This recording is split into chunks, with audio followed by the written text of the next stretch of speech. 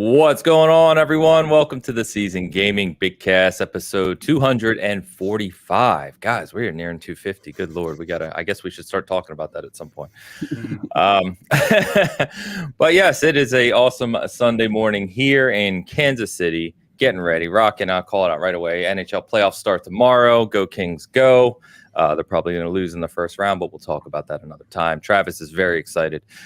But I am very excited myself because we have all four of us right from the get-go here. It's been a while since we've been able to do that. Dan has to leave a little early today, so we'll deal with that when it comes. And of course, we didn't know if Hoeg was going to be here right at the start, but we made it, and it's awesome to be back as the proper foursome here. So I will go around the horn here. Mr. Rodriguez rocking the SG7 shirt, the classic. What's up, brother? How you doing?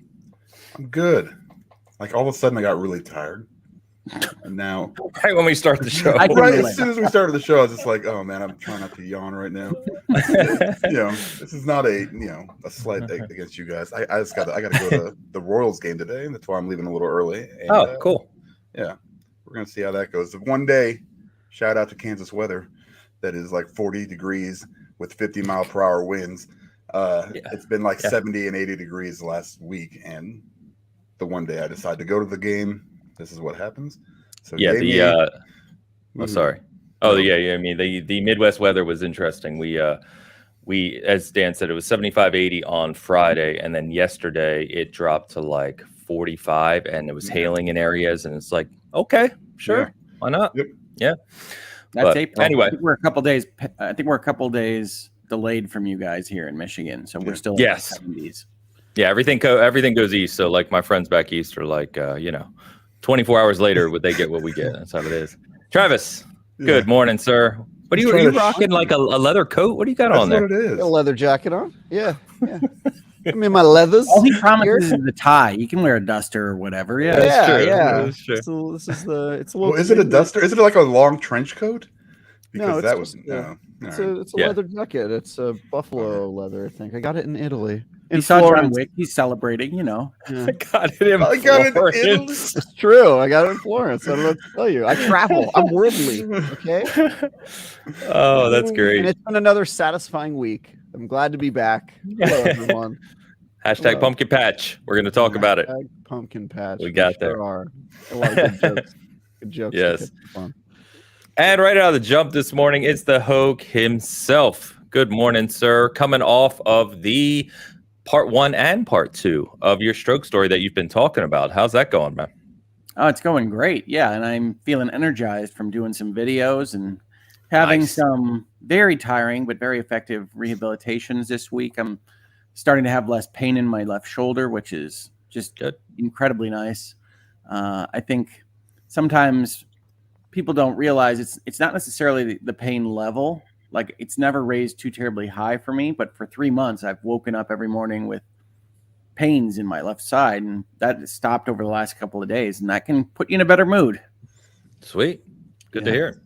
The long numb pain that is just on forever persistent. I know that well. It sucks. Yeah, I thought you were going with a joke there. I was like, where's he going with this one? No, I'm not. That's the worst. Yeah, it's that chronicness, it's that constancy that really gets to you. Yeah, it just wears away at you. It's like, a lion with a thorn in its paw, a long enough timeline. You're just like, this thing, goddamn. Yeah, I get it. I'm with you, man. I got the back pain. I am pro meds, so we can tell, Dan. Oh yeah. Yeah, we see your pharmacy. Sure. This is a small sample of the 18 prescription bottles I have, a little higher. So it's good. It's good. I didn't even see those. I thought they were making jokes about the McDonald's cups. I can see. Oh, way over here. Oh yeah, we've made jokes about those as well. Yes, those must be filled with pennies. There's no way you use those. Those are just coffee cups. Yeah, they're just McDonald's cups. Why do we coffee? I expect to see your stats this year, by the way, Dan, because it's now you got to save them. You got to save them. You got to save them. We need a year. That'll be our holiday special. That's a great idea. Sponsored by McDonald's. We'll all get Happy Meals for that episode. No, we'll get whatever the nonsense Frowny you were meals. talking about. Frowny meals. Yeah, we'll get those. Frowny meals, dude. They're pretty good. They're pretty good. So a couple things. So today, a lot of game news to talk about as we previewed, but I want to do a couple shout outs first. So Hoeg, you have a big fundraiser coming up at the beginning of May that you tweeted out about, and Sard in the chat was just asking if we were going to join. So why don't you quickly tell people, since we're live, when and what that's going to be? Sure. So I wanted to do this since I started my stroke video series, but as people will find when they watch those videos, I've been in a number of hospitals during this entire first quarter 2023 adventure, and I have seen their rehabilitation facilities and worked with their nurses and therapists, and really think that the hospitals that saved my life could use a little bit more money and resources, and wanted to do a fundraiser for 2 of them. And that's going to be on May 6th. We're going to do a live stream, and I've invited you all. I think some of you might pop in. We don't know. All of these things, when you set them up, you want to give people the chance to have their own day. You don't want to take up however long we're going to be on there, 6 hours, 7 hours, 8 hours. I don't know how long it's going to go, but I know that some of you are going to pop in. Some of you are otherwise doing things, but I think we're going to have a good time. I think we're going to raise money for some good causes, and they've saved my life. They're saving a lot of lives. There's a lot of fantastic people at these places, and I would love for everybody to drop in who's interested. We'll be doing that live stream on Saturday, May 6th. Fantastic. Yes. So keep an eye out. Obviously, anyone following us, SG, Hoeg, or the 4 of us will be sharing that out and talking about it constantly leading up to it. But yes, you can definitely expect us. So be awesome. What time are you doing it, man? I'm thinking something along the lines of mid-morning Eastern to late afternoon, something like 10 to 4. But I have to arrange for who's going to be available and when they're going to be available. All right. I will be on a train at that time, but I will. Up to your old games, your old tricks, Hoeg. Honestly, 6 hours would be like the shortest live stream fundraiser I've done. So Yeah. we'll have to see. But yeah, 6 hours is past my current fatigue levels. I've been getting stronger, but for the most part, I've basically been collapsing. Even after you've seen me on these Bitcasts from time to time, if it was about 90 minutes, I would go straight to bed after those streams. So hopefully we're getting a little bit more endurance. Yeah, dude. Yeah, pretty much. Yeah. That's part of why I'm here. I love you guys, but we're trying to increase that stamina and endurance for these kinds of things. Can I make a suggestion? If Sure. you're going to do a 6-hour stream, I suggest a nap cam, where you have a camera pointed at your bed in a second room, and you go, now we go live to the nap cam, and then you crawl into it, and you just kind of shiver yourself to sleep, and then have a 1 hour of really unsettling rest where you're the whole time, and then afterward you can get back to live stream and just act like it never happened. That's my suggestion. Need more points in vitality. I like. I'm going to have a number of people on that stream. I'm not going to be running the show the whole time. So, if my vote's worth anything, I vote against the cam. I'll go straight to shower cam mains. It's all right. Nice. There we go. Hey, raise money however you got to do it, my friend. Right, yeah. I don't judge. I don't judge at all. Yeah, but it's something I really wanted to do. And in all honesty, since I was laying in a hospital bed all of January, this whole series and fundraiser is something that I've wanted to do, because I do want to use these kinds of platforms and these abilities to talk with people for good. And obviously it was a very important moment in my life, and I would love to be able to use that bad and make good out of it. So hopefully you can drop in. Hopefully everybody in chat can drop in. I think it'll be a fun time, hopefully, if I'm doing everything right. And we'll make some money for a good cause. Fantastic. That's a good segue. Speaking of good causes, last week when we knew you were going to be out because it was Easter, Hoeg, I donated all the super chats on the season gaming side of the house to Extra Life campaign. So I think it was like after the Google tax was something like $130 in that ballpark over awesome. to Extra Life last week, which is fantastic. Thank you very much. And this morning, Brentwood Chick, who donated last week, always very generous, has already given 10 memberships over on your channel this morning, Hoeg. So fantastic. Thank you for that. Midnight Dreary, season giving membership as well over on the SG side. So thank you. Good to see everyone this morning, afternoon, Brentwood, evening, Tennessee. whatever time it is for you. What, Travis? Brentwood, Tennessee, as we now know. As we now know, correct. Yes. So, I think I'd always assumed it was like by OJ. Yeah. That's we talked about it last week. Like, so yeah, and then we went on a rant about cities that have the same names as other cities that irritate us, like Paris, Texas. Yeah. Do we ever find out if it was chick or is it chic? Do we ever go to that? It's got to be chic. I mean, I'm going. Well, I keep saying chick just because I see it that way. But yeah, isn't it a strange stance for Travis to have that he's got a problem with cities copying names when California is almost certainly going to be the latest to name their cities out of the United States? Yeah, I know, and it's irritating. But my point is, if one becomes really popular, then that nobody. The other one should yield. Yeah, exactly. like copyright law. Yeah, there should be a copyright law. Copyright law works, Travis. Where one brand becomes where one brand becomes big enough, and then it usurps, state, local copyright. He's trademarking it. Thinking about trademark. Trademark. Giving Bitcast for your legal. There you go. As always, this is legal advice from me. I'm allowed to say that. It's also medical advice. Anything I say. I'm gonna collapse. So, man. Everybody's gonna be I need to add medical advice to our tagline. Yeah. It's industry, technical, legal, and medical advice. We're just going to get broader every year. Sorry, yes, you're right. I meant disclaimer trademark. on I meant trademark law. What's that? I gave a disclaimer on episode 1 of my stroke series, and people made fun of me. Said, "Oh, that's a very lawyer thing to say." Because I'm like, just to be clear, I'm not a doctor. Yep. Yeah. Hey. Yeah. I always say that I am a doctor, but yeah, that's me. Can't do that anymore now that you're engaged. It doesn't work. What? Right. Bad joke. We'll move on. All right. We are going to move on to, let's talk about real quick what we've been playing. Well, not real quick, but we've got a few things to talk about. And I want to start, like Mr. half Travis. the show now, Ains, whenever we talk about what we've been playing. Yeah. I want to talk about Romancylvania. Yeah, let's do it. We continued the stream last night. We did finally meet Pumpkin Patch pretty early in the stream, actually, and she became. PSL. We already got her. PSL, yes. And in one episode, we got her to relationship level 4 already. So we were just so much thirst. Yeah, we were just dating. We took her around. Wow. Yeah, we were all over it. He's rolling in the patch, as we call it in the industry. Yeah? Great. So we call it in the industry. That game is ridiculous, by the way. It is.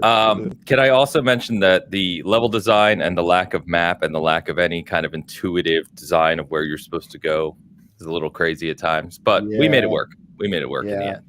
It's pretty common with like dating sim crossovers that the other thing you're doing is a little half baked, and so the Castlevania part of Romancylvania is a little half baked. It's mostly a like platform for them to serve you up a bunch of dating stuff.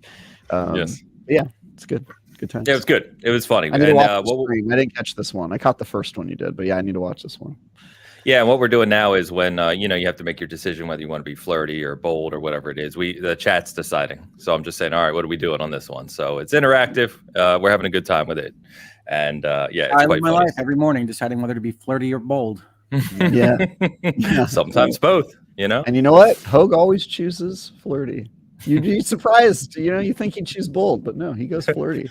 You've been looking at my DMs again? Yeah. Calm down. Now that he's got that little half smirk, it really, that emoji I like, the smirk face. He's got resting smirk face. My left side catches up. Yeah, it's just a little slow. Oh man, but yeah, it's been a good time. But what you guys playing? What games do you want to talk about? Hit me. Mine's easy. I've been playing. Hold on, Ghostwire Tokyo. I finished it. Okay. Finished it up finally. You finished it. Let's give you credit because that's a half horror game. It borders on horror elements. Yeah, I mean, they added some. They had some kind of content addition. I don't know what it was exactly. I think it was some kind of different mode. I didn't play that, but I think they added some side content, which was fine, and it was really good. And that was a little bit scary. There was a couple moments where I think you were in a school.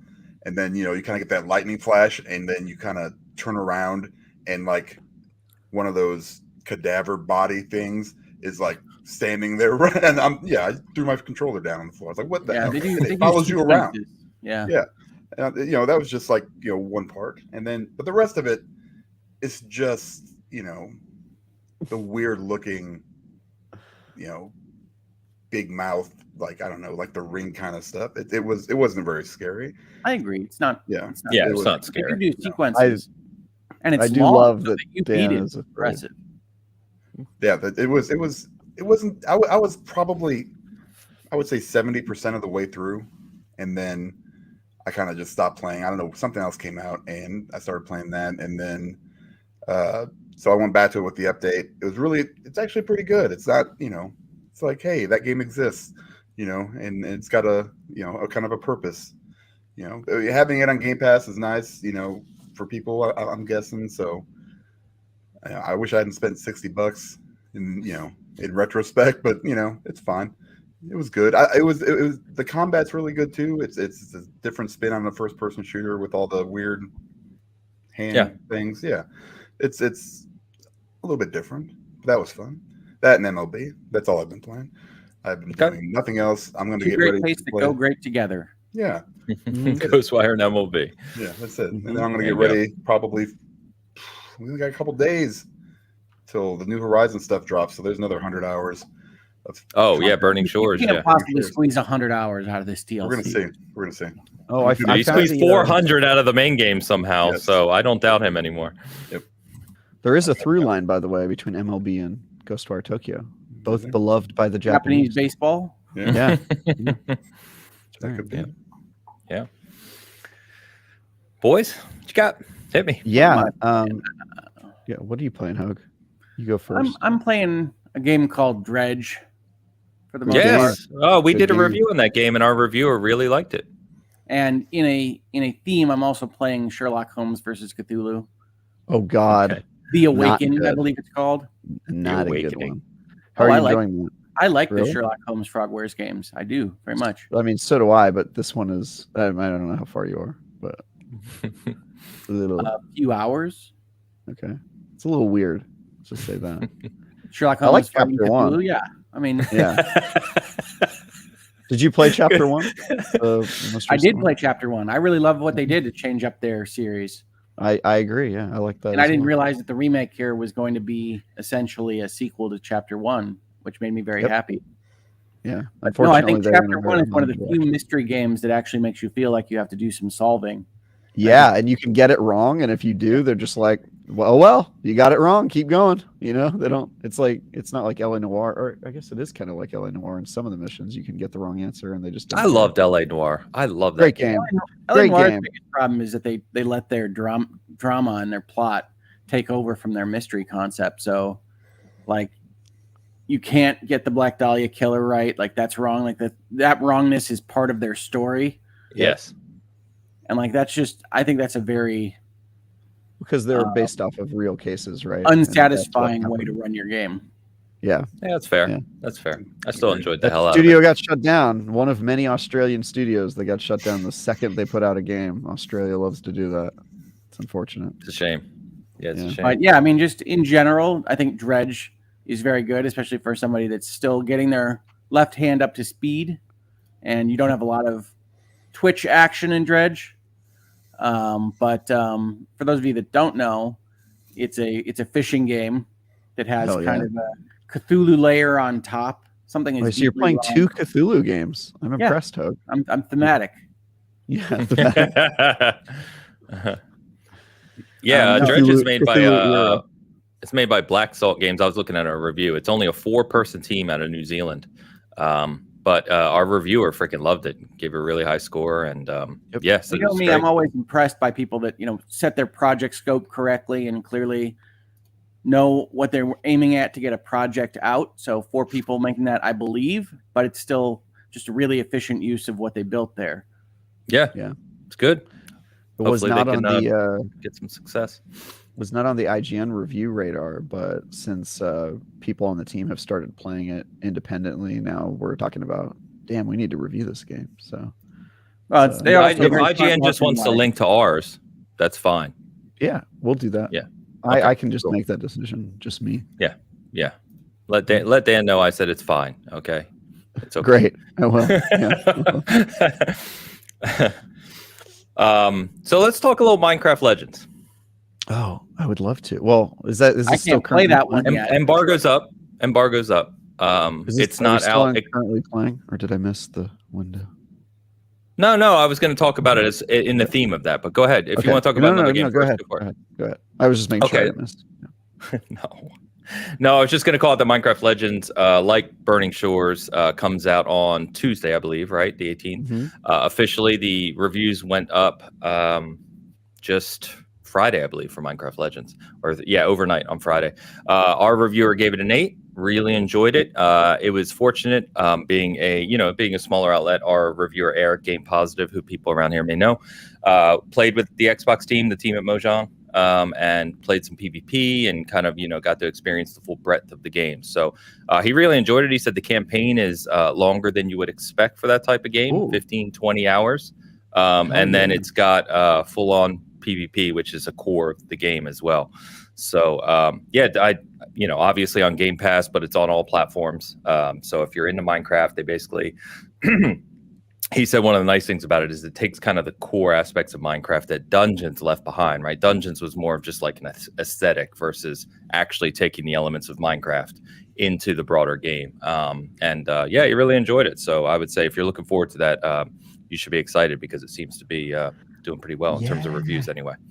Yeah, all the stuff I've not played that one, but everyone I know who's played it says it's a really strong foundation for that can get built upon, and that they embrace the Minecraftness, the creativity that is really important to that franchise, and that is literally everything I wanted. Right, that's why Dungeons didn't connect with me as much, because it was just sort of a ARPG done as a Minecraft game, but without any of the elements that you would expect in Minecraft, like building and creativity. And so I think this could be really big, and hopefully they'll build on it as the team at Mojang is known for doing.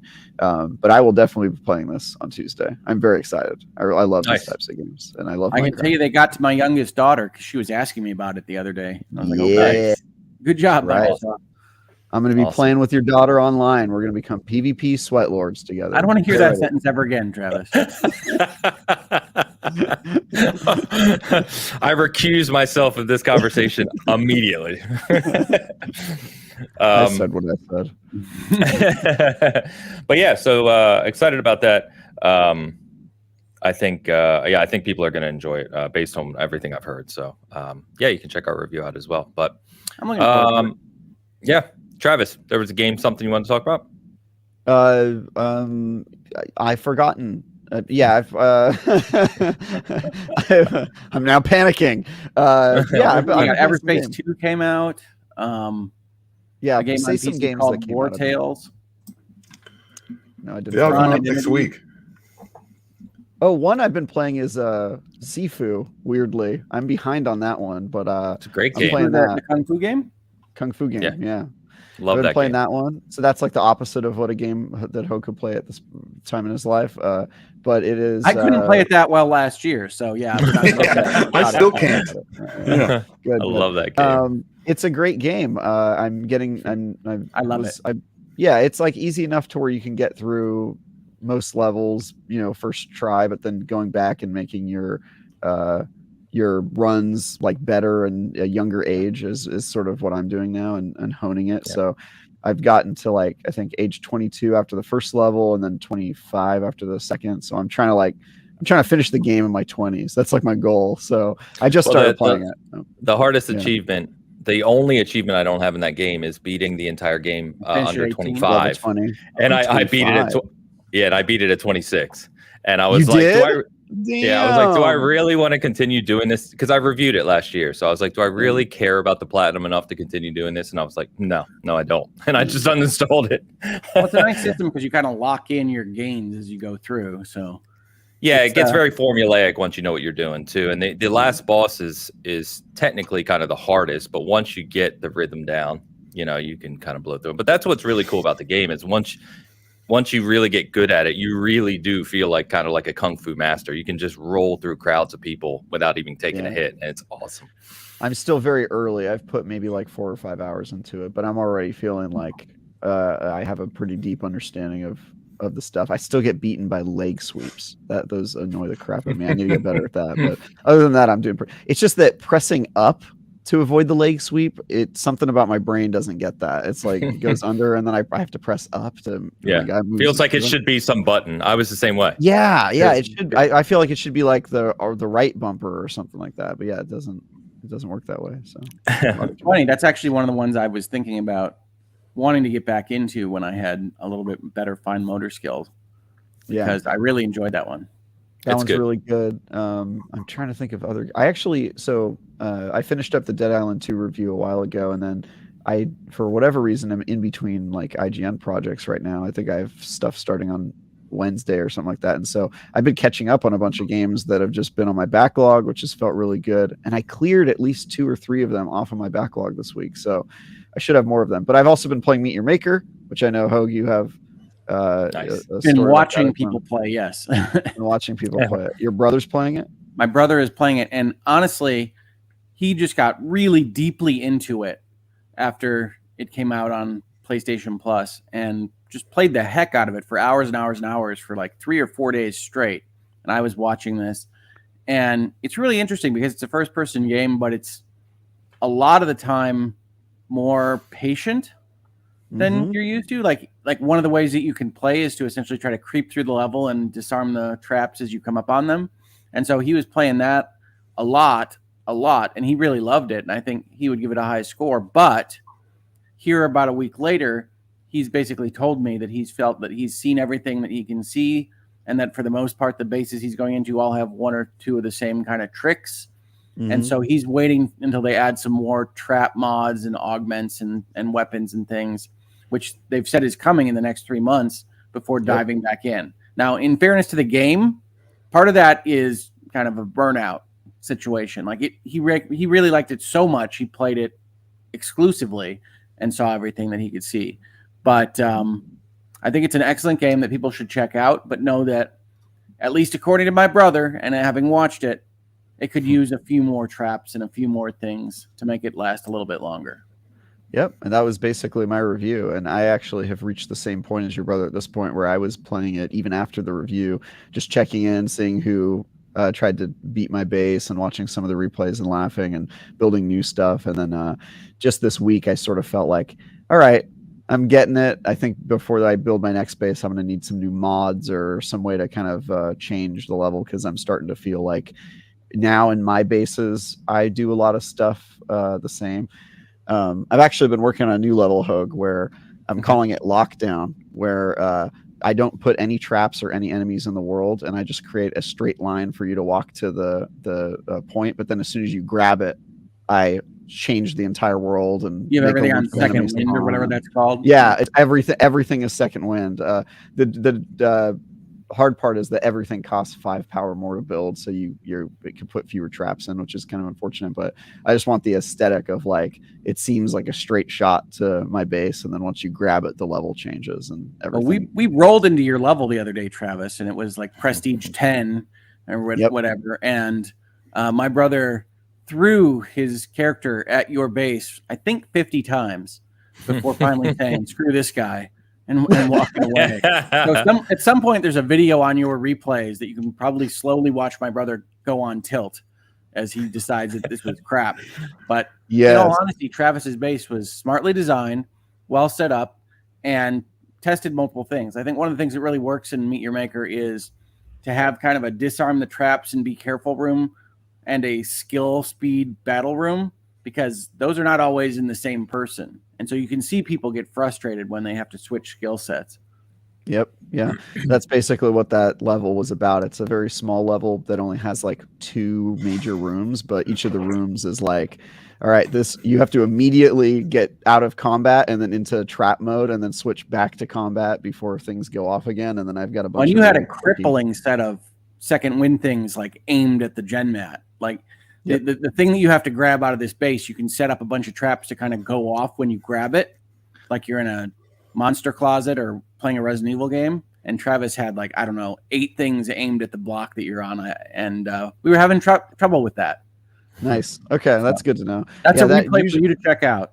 Yeah, I will watch that one. Usually the gen mat traps are just to get you out of that area as quickly as possible, because I find that when people flee the area, they run into traps more easily because they're afraid of what is at the gen mat. And I do the same thing. So I actually built that level with all the things that kill me in mind. I was like, what are all the things that frustrate me in a level? And then I just tried to design some of those. So that's a really virtuous cycle kind of loop game, because they give you the tags and the information necessary to know how your traps are working, so you can change things on the fly. And I really enjoyed watching it, but yeah, it is all red sands and I don't know, 10 traps at this point in time. Yeah. So it'll be nice to see that expanded. Yeah, I think they're adding a mod this month, and then next month we're getting a new enemy and a new trap type, and I think a new character as well, a new playable character, because right now there's only 2, and I'm really interested to see. I have noticed, I've been watching a lot of the replays on my bases, and there's like a lot of people now who go in 2-stack, and they each use ranged weapons, and one of the weapons has 15 bullets, and then like I just watched them do crazy stuff that I didn't design my trap for, and so it's gonna be really interesting seeing how level designers respond to the meta and the tool belt that people have now and the multiplayer aspect of it, because yeah, I'm starting to anyway, it's a fun game. Cool. Yeah, it's really fun. That's awesome. So I've been watching a bunch of Meet Your Maker. Remind me who made that game. Who's the developer? It's Behavior, the people that made Dead by Daylight. Oh, yeah, right. As a matter of fact, a number of the decals, you roll into a base, you're like, I think those are the scratches from Dead by Daylight. Yep. Nice. They are. Okay. They sure are. Cool. Yeah, they put a bunch of their like assets and their skins from their other game into this one, which is really cool. It's a great game. Cool. I think if they commit to it and develop it, the PlayStation Plus launch was a great idea. Yes, because I think that's going to help them a ton. It's smartly designed. I was just saying this the other night when I was watching, which is you can see how they could add traps and augments and various things in a very functional, easy way to add that would change all of the meta and all the design. And that'll be the thing to watch out for, is balance. But I think they've got a pipeline that makes a lot of sense to me that'll work for increasing the game over time. Yep. Well, like we talked about, right? They've managed that extremely well with Dead by Daylight, so no reason they can't do that with Meet Your Maker. You figure they've learned a lot of lessons in how to optimize that process internally, so I'm sure it'll be good. And completely agree about the PS Plus. I haven't tried it yet. I installed it, but people forget that Rocket League was propelled by PS Plus launch. As was Fall Guys. Yeah. As was Fall Guys, correct. Yeah. Yeah, very true. Shout out wherever. Oh, go ahead. It's an April game. Pick it up if you've got PlayStation Plus, because I do think you'll find that it's fun. Yeah. Mm-hmm. Yeah, fantastic. Just going to shout out that we're over 300 joining us right now live, which is fantastic. Thank you so much. And shout out to Brentwood Chic for the 5 gaming memberships over on the SG side. Thank you very much. Nice. All right. I was going to mention, funny enough, and I saw someone chat about this. So I've been hearing, and you know me, I like my competitive shooters. So I've been hearing that Battlefield 2042 is actually a real game now. It grew up and became a proper video game. It's cyberpunked. That's great. I was supposed to review Battlefield 2042, and this is not a joke. I went into that game in the alpha, and then I went in the beta, and then I went in when it was preparing to release for the review, and I said, nah, this game's not playable. It was a disaster. The review to stay as a number score, nah. Nah. Yeah. Nah. That's what I wrote. Kotaku basically does that, right? But it was, it was a disaster. We don't have to talk about that. But it's been a year and a half or so. They're on season 4 officially. You know how they do seasons in the game. And I went in, and people have been telling me who play these types of games like me, that it's actually good and playable and fun and what have you. So I went in the other day and I reinstalled it, played a couple matches, and unlocked a whole bunch of stuff, the battle pass, cosmetics, and all that. But I was surprised. I really enjoyed myself. It's super smooth now. I was playing on Series X. Super smooth. No frame rate issues, hiccups, no graphical glitches like there used to be.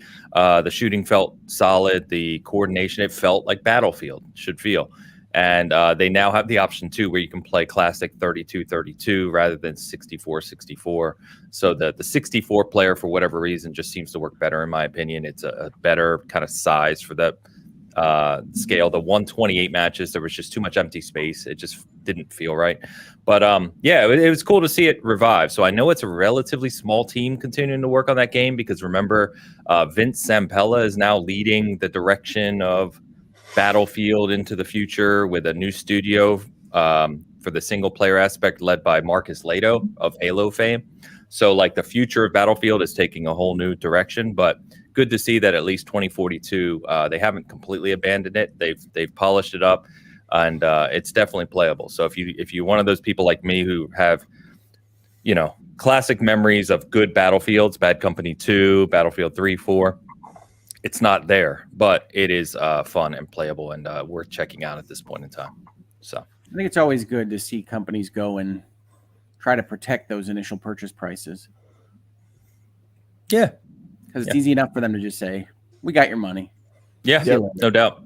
And because I was reviewing it right from EA, I have like the deluxe $120 edition. So I logged in and I had like 50 things to unlock. Like they added all kinds of stuff for players. The classes are back and tons of cosmetics and profile stuff and stats. And it's a completely different game than when it launched. So good. Check it out. That was the one that didn't have an end map score screen, right? Something like that. When it launched, it didn't have anything. It didn't have classes.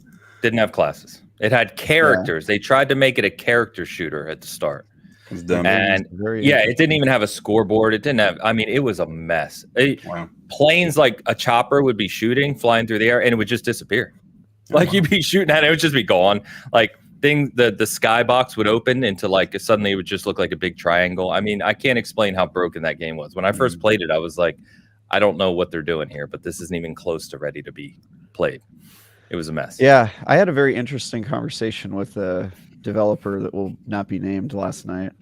We were playing games together, and this developer was telling me about the trials and tribulations of developing games remote. And his development company recently returned to the office, and he was very happy about that as a developer because he said there are some things that just can't be done remote, and game development is one of them. And he was talking about the games that came out during that period and immediately following it as kind of a testament to the challenges there and the lack of quality in some of those releases. And so my guess is 2042. I mean, that studio's always made buggy games, but making games remote is reportedly, from this developer who's somebody I trust, from their humble opinion, extremely challenging remote. And it's nice to see that they stuck with it and went back and fixed that game. So yeah, no doubt. I can vouch for hearing similar, because that's what my brother also said, and he is one that I was kind of bugging. I was like, well, you guys make things, you don't stand up from your desk very often anyway, right? I mean, isn't this just the same? What kind of productivity are you losing on this? And he's like, well, no, it's easier to go and walk down to the other department and say, I need you to check this and this and this, and then get feedback immediately rather than sending things and trying to make sure they're going through the proper protocols and pipelines. And a lot of these companies didn't even have the right kind of setup for shared files across the internet, and they're all petrified of leaks and things, right? So he was having a lot of difficulty with kind of instantaneous feedback of other departments, and every aspect of a video game goes through a lot of hands before they're production ready. Yeah, it was basically the same thing. It was speed and efficiency, and it's hard to communicate. There's a lot of stuff that falls through the cracks, is what this guy was saying to me, and it was pretty interesting to hear. So yeah, I'm hopeful that at least some of those companies will come back into the office if they feel the need to. There will always be the weird ones, like the people that made Ori and the Blind Forest. They've always been Moon Studios. Yeah, I think one of the things you're seeing is that the workers are kind of rebelling against office life across a lot of industries, including video games. So I think that's going to be part of the story. Yeah, it'll be I know. interesting to see how that goes. Obviously, not saying my company, but we were the same way. Like, we're totally virtual now, and to Hoeg's point, talking about 10,000 plus employees, kind of polled, and you're looking at, you could count on two hands how many wanted to go back to the office. Now, to your point, Travis, I think there's certain industries, right, where being collaborative in person is a very different thing. And I think game development, we've heard from quite a few developers that's pretty important to the way they work. So and some might mandate it ultimately, but it's going to be a fight over the labor market, definitely. Of course. Some industries, remote works great. I might not never see a client in person ever again. I mean, everybody just likes doing the virtual stuff with my firm at least. So yeah. Law is one of those ones, and I think companies like IGN are probably one of those ones as well, except for events and in-person interviews and shows and that sort of content stuff. But there's just a lot of use cases where you don't have to go in. But I also work in an industry where you do have to go in, and it's extremely important to it, the tech startup world. So I think it just varies case by case. But at least in this developer's case, he was very happy to be back in the office and was saying like, look, we're back making games again, and it feels right, and it's fast and efficient, fewer things are falling through the cracks. So I think if you work on something you really care about, you have like a stake in the creative process or the product that you're putting out, and you think that being in the office is more efficient, then that'll probably trump your the hybrid model is good though. It's good to have an option. So sure. Nice. Yeah, because there's other days where you could just be head down. You don't need to be in the office. Totally. But yeah. The other thing I want to mention just real quickly is I haven't played it yet, but X Defiant, which many people have forgotten, is the Ubisoft Call of Duty type competitor, free-to-play first-person competitive shooter. You're just making games up now. Yeah, I don't remember this at all. Is this really? real? No one knows what I'm talking about? It's absolutely real. I saw something on it, and that was... It was originally branded as Tom Clancy because they throw that branding on everything nowadays. They do. So they branded it last year. They launched the alpha for it last year and a beta. It's back in beta this weekend. It's a closed beta, but you're allowed to share. So people have been streaming it. People have been posting clips. And the funny thing is, which I guess, considering you guys don't even know the game I'm talking about, would be unexpected, is that feedback seems positive. Generally positive, that it's a fast-paced, kind of fun-playing shooter with some good ideas. So I am in it. I just haven't had a chance to play it because I'm working on review and some other stuff. So hopefully I can talk about it next week. I think it's running through. I don't know how long the beta runs, but it is up. And if you're in the beta, you can invite friends to the beta. So if you happen to get an email from Ubisoft or you're part of that program, just throw it out there and people can check it out. But yes, it's real. I mean, you said you're playing it, Ains. I haven't seen any emails from you, so. I tried to invite a couple people yesterday. For whatever reason, I have an Xbox code, but when you invite people, it's PC only.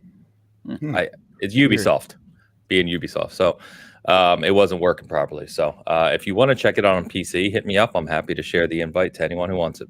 But now, I'm reliably informed by government officials that nothing could ever compete with Call of Duty, so why are they even trying? True. Yeah, that's fair enough. All right. We want to talk about good old 30 FPS Redfall, Zelda, and some other stuff. Final Fantasy XVI is Hoeg's here. Super excited. Let's get to our first round. I feel my blood pressure during that state of play. Yeah.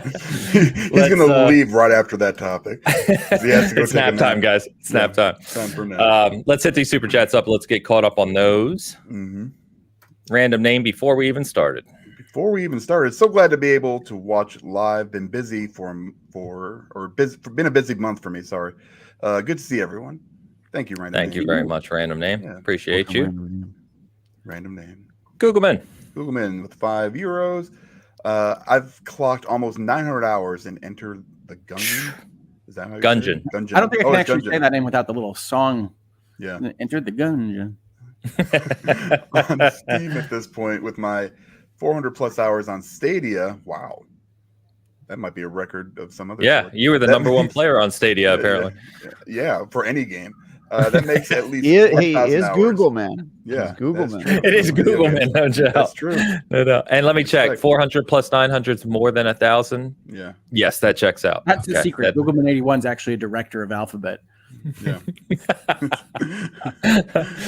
Google, thanks as always, man. Always appreciate the support. 9 Inch Nails Gal. Yay. Was that $5? Is that Australian? Yeah, well, there it is. Yes. Love for Hoeg from they're bluey dollars, yeah. Green Heart. All right, thanks, Travis. I love these little pop-ups you are doing. It's wonderful to see you back, or so back and happy. So I'm really thrilled to be having a really positive week. So you never quite know what's going to happen in recovery. Or in life. Yeah. Thank you very much. Brentwood Chic with the $10 super chat. No case, so Travis is correct. The name is an inside joke and a nod to my mom, who I miss every day. Well, awesome. Cheers. Brentwood Chic. Chic. All right. Well, I will not mess it up again. I promise. Yeah. Maybe. I'll do my best. And There's Squirrel in the house. Squirrel, yes, with 2 pounds. Please hit that like button. I'll show SG the love. Absolutely. Appreciate you. Thank you very much. Google loves those like buttons. Yeah. Human overcome with love. All right. Bear with me. Travis is doing the face right there. Yes. And thank you, Squirrel, for continuing to promote. Like I said, Google hit us with the algorithm bug like a week and a half ago. SG tanked for whatever reason. And yeah, it's been just joyous. I love Google. Googleman, sort that out for us, will you? Just, fix it. It's not a bug, Ains. It was fair. I was punishing you. Fair enough. Oh, yeah? And Dan S with the 2 pounds. Final Fantasy 16 looks amazing. Hoeg is wrong. I haven't even said anything yet. It's a preemptive strike. Preemptive strike on Hoeg. In front of it. That's fair. Look, man, I'm fully willing to say that based on the sales stuff and the other articles I've seen, that they're marketing it well and people are stoked about the game. So I'm on the outside looking in at this particular thing, but every moment of that state of play, I was like, nah. We're back to nah. Kotaku. All right, Dan, thank you. And I saved this one for last, of course, because Travis, you're on deck, my friend. Yep. Oh no.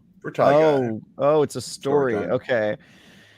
There once was a person who found a key to being good at ballet, and she became a star in space, because that's the Vulcan salute. But then her career went sour, and she had to start working as a factory worker, which is unfortunate. I can do that with my left hand. Yeah. Nice. White flower. What are those? Is that death? So somebody died. And then I've got a square. What do you guys see? Okay, it's a square for you too. Yeah, it's unfortunate. I got squares. So then something happened that has been redacted. All right, so maybe there's some FBI stuff involved. We'll not know. Involving an orangutan. What's that? It's a political commentary. Yeah, political commentary. But what we do know, the under-redacted part, is that it involved an orangutan. What is that? Some kind of street food. Yeah, maybe this is about the game leaker. I don't know. Yeah. Maybe it's a rocket. Bless you. Okay, and then I sneezed to ruin the story, and then an olive. Yeah. And somebody found their way to aliens in space and blew them up, and then everybody celebrated. The end. Well played. Well played. Thank you, Stacy. Stacy hung out, by the way, in our Romancevania chat last night. Was cheering along all our decisions. It was awesome. Thank you. And Hargeet in the house. All right, with $2 super chat. Forget Final Fantasy 16. Zelda is already the game of the year. Oh boy. Oh boy. Garfield has it sad. You might be right. Oh boy. He might smiley, be right. Standard smiley face. Yeah. Standard smiley face. We'll talk about Zelda as well. We've got that incoming. All right, boys. So let's go ahead and start with the lovely news. Hoeg, I almost put on gold frame. I'm not used to you being here all the time now, so you almost got gold framed. All right.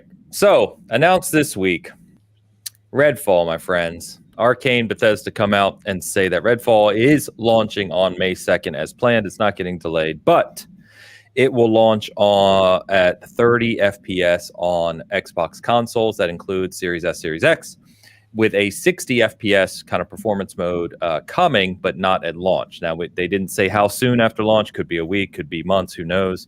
But it is worth a week. Yeah, I'm not. Yes. It is also worth calling out that people have, of course, because this, broke all over the place, that they were advertising this as 60 FPS on consoles prior and have since removed that. And I think every clip I've ever seen of it has been running at 60. It has. Every demonstration has been at 60 as well, probably on PC. So I can speak to that. It was an IGN first game. But, that's true. It was. I can tell you all the IGN first footage was captured on PC, and then since I believe I don't have any inside knowledge on this, but I believe that at some point we were forced to switch all of our footage to 30 FPS cap. So they're trying. Oh, in really? their defense, they're trying to not advertise something that's not there because they don't want to confuse the marketplace. This has a feeling of a late change. Yeah. It is a late change. I think it was one of those features that didn't get there in time. And so now they're changing their marketing to only show 30 FPS to not be scummy, which I guess is nice. But it's also kind of one of those things where it's like, bro, delay it. Delay it. Yeah, no, it's not finished. Here's the problem. Microsoft now has a pattern of this, right? Halo Infinite, not finished when it releases. I know we've had this fight before, Travis, but Redfall is now the very next thing that's of any major import from the Microsoft brand, releasing unfinished. What is Starfield going to look like? We don't know. What is anything going to look like? And they're in the middle of this deal, and you have people talking about what exactly their pipeline is going to look like. And I look at it and say, their games aren't getting finished, and Game Pass is being used as a crutch to release these things in kind of a half-finished state and then finish them up later. And I hate every bit of that. I don't think that is what's happening. I mean, obviously, I disagree with the pattern thing because I think Halo Infinite it's a live service game, so by definition is never finished. But I think you got a pretty well-oiled product there. And they also have other stuff. I mean, like Psychonauts 2 finished under Microsoft, and that game came out fully done, was given as much time as it needed. So I'm going to just keep it on a case-by-case basis on this one and just say, from what I've seen of Redfall, that game looks very mid. It looks very unfinished, and the 30 FPS is unacceptable. That's where I stand on it. And everything I've seen about that game doesn't make me excited. So Dan's rants in our DMs about 30 FPS, I think, leads me to understand where he is on this topic. But I'll ask you anyway, Dan, for the audience here. And by the way, we crossed 350 live combined. Thank you, guys. Awesome. Keep sharing it out. Dan, 30 FPS, Arcane, Redfall, launch. Here's the thing. It's more of what Hoeg said as opposed to the 30 versus 60 thing. We can have that debate. And like Travis says, this really doesn't make or break a game. All right. And it's really, I would argue, not just Microsoft. I think the entire industry is now, even with or without live service, is starting to release games in unfinished states. And we're okay with it. And we've been accepting of it for 2 years, maybe 3 years, maybe longer. It's just, I understand live service. You look at something like Sea of Thieves and how it's grown, and it's grown into something amazing. Then, I mean, it is. I mean, compared to what it was, let me just put it that way, where it started out. And I think it's more of a, we accept, that these games are going to be like this now. Like, this is the new norm. It never was like this before because it couldn't have been, because we didn't have the access to update our games. We got what we got, and that was it. And I don't like 30 FPS only because once you're given that that treat, when we come back to the same thing right here, Assassin's Creed Valhalla, we played it on the 1X. The Series X came out, we updated it, and next thing you know, you're like, oh man, this is amazing. This is so much better. Like, it was that much of a difference noticeably. And so I was excited. I was really excited going into this new gen. Now, from everything that I'm seeing, I think this is going to be more or less the case going forward, is that we need to start either expecting the 30 frames, because of whatever it is that they're trying to do. And thank you to Travis for kind of explaining to me how GPUs, CPUs, and stuff like that work in our DMs, because I didn't know any of this stuff. It sounds like a hardware limitation to me. Unfortunately, when you, like I said, I think last week, when you see on the box, it says, 8K, 120 frames per second, this is what it is. When you have your marketing VP come out and say, this is the new standard, 60 FPS, that's what you kind of expect. And unfortunately, I don't think that's what we're going to get. And it's really kind of a bummer. And I don't feel like I should have to come out and spend another $550 or whatever it is to upgrade to the next mid-gen refresh so I can get maybe that 60 frames until the developers hit that next bottleneck, right? So then you get it's just going to continue to happen over and over and over again. And it sucks. It's more of just like, God, man, I was there. You guys had this. Redfall, like Travis said, it's kind of looked kind of mid to me the whole time. But this is a 100% for sure thing. I'm going to wait until the patch releases. And credit to them for something. They're at least said that they're going to release that patch later on. but it doesn't bode well going forward. And then what was it? Suicide Squad got delayed. I know we'll talk about that later, but maybe this is part of it. It's like, oh, hey, look at the reaction Redfall got. And there are bigger issues too. I'm not. Sorry. No, you're fine.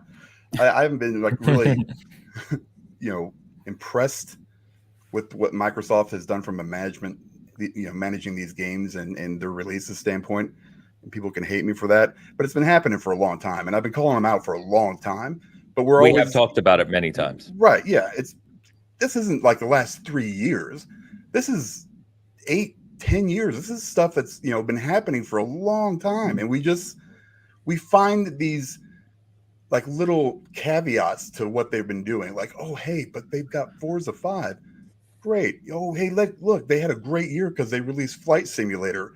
Yeah, okay. I'm still on that one. I think it's a great game and stuff. I think it's a crazy piece of tech, but not many people play it. This isn't your game, but yeah, right. It's not really like something that you go, oh, I'm gonna have this, in my at the front of my portfolio to show how many games we put out, and it's just frustrating, And I know it's been 3 or 4 years. Me. It just drives me crazy. I mean, generally speaking, and I saw Travis's DMs on this, right? That you can move graphics around to hit whatever you're aimed at vis-a-vis your frame rate. I mean, that's what we see developers making a choice of. So 60 and 30 as a standard is really what the market will bear, because you can always jack up the graphics and knock it down to whatever you think that you can sell into that marketplace. But Redfall has never looked like that kind of game. No. And when I say it's unfinished, it looks to me like they were aimed at 60 for the whole time. It looks like a 60 kind of game for a modern console architecture. And then to miss it and say 60 is coming later has all the feelings of, well, we didn't quite get it to the feature set that we wanted to have it at when we released this game. But for whatever reason, that release date is sacrosanct. And I don't know whether it's the E3 promises or E3 time promises from Xbox last year to release these games within 12 months, or whether it's something else. But it feels like it's not just landing a hot plane. It's not landing it at all. It's just kind of throwing the game out the window of the plane without touching down. And that I don't think looks good. And people compare it to, well, you're okay with Zelda, because I'm very excited about Zelda, and Zelda will be whatever, 18 frames a second. 24 frames a second. Yeah.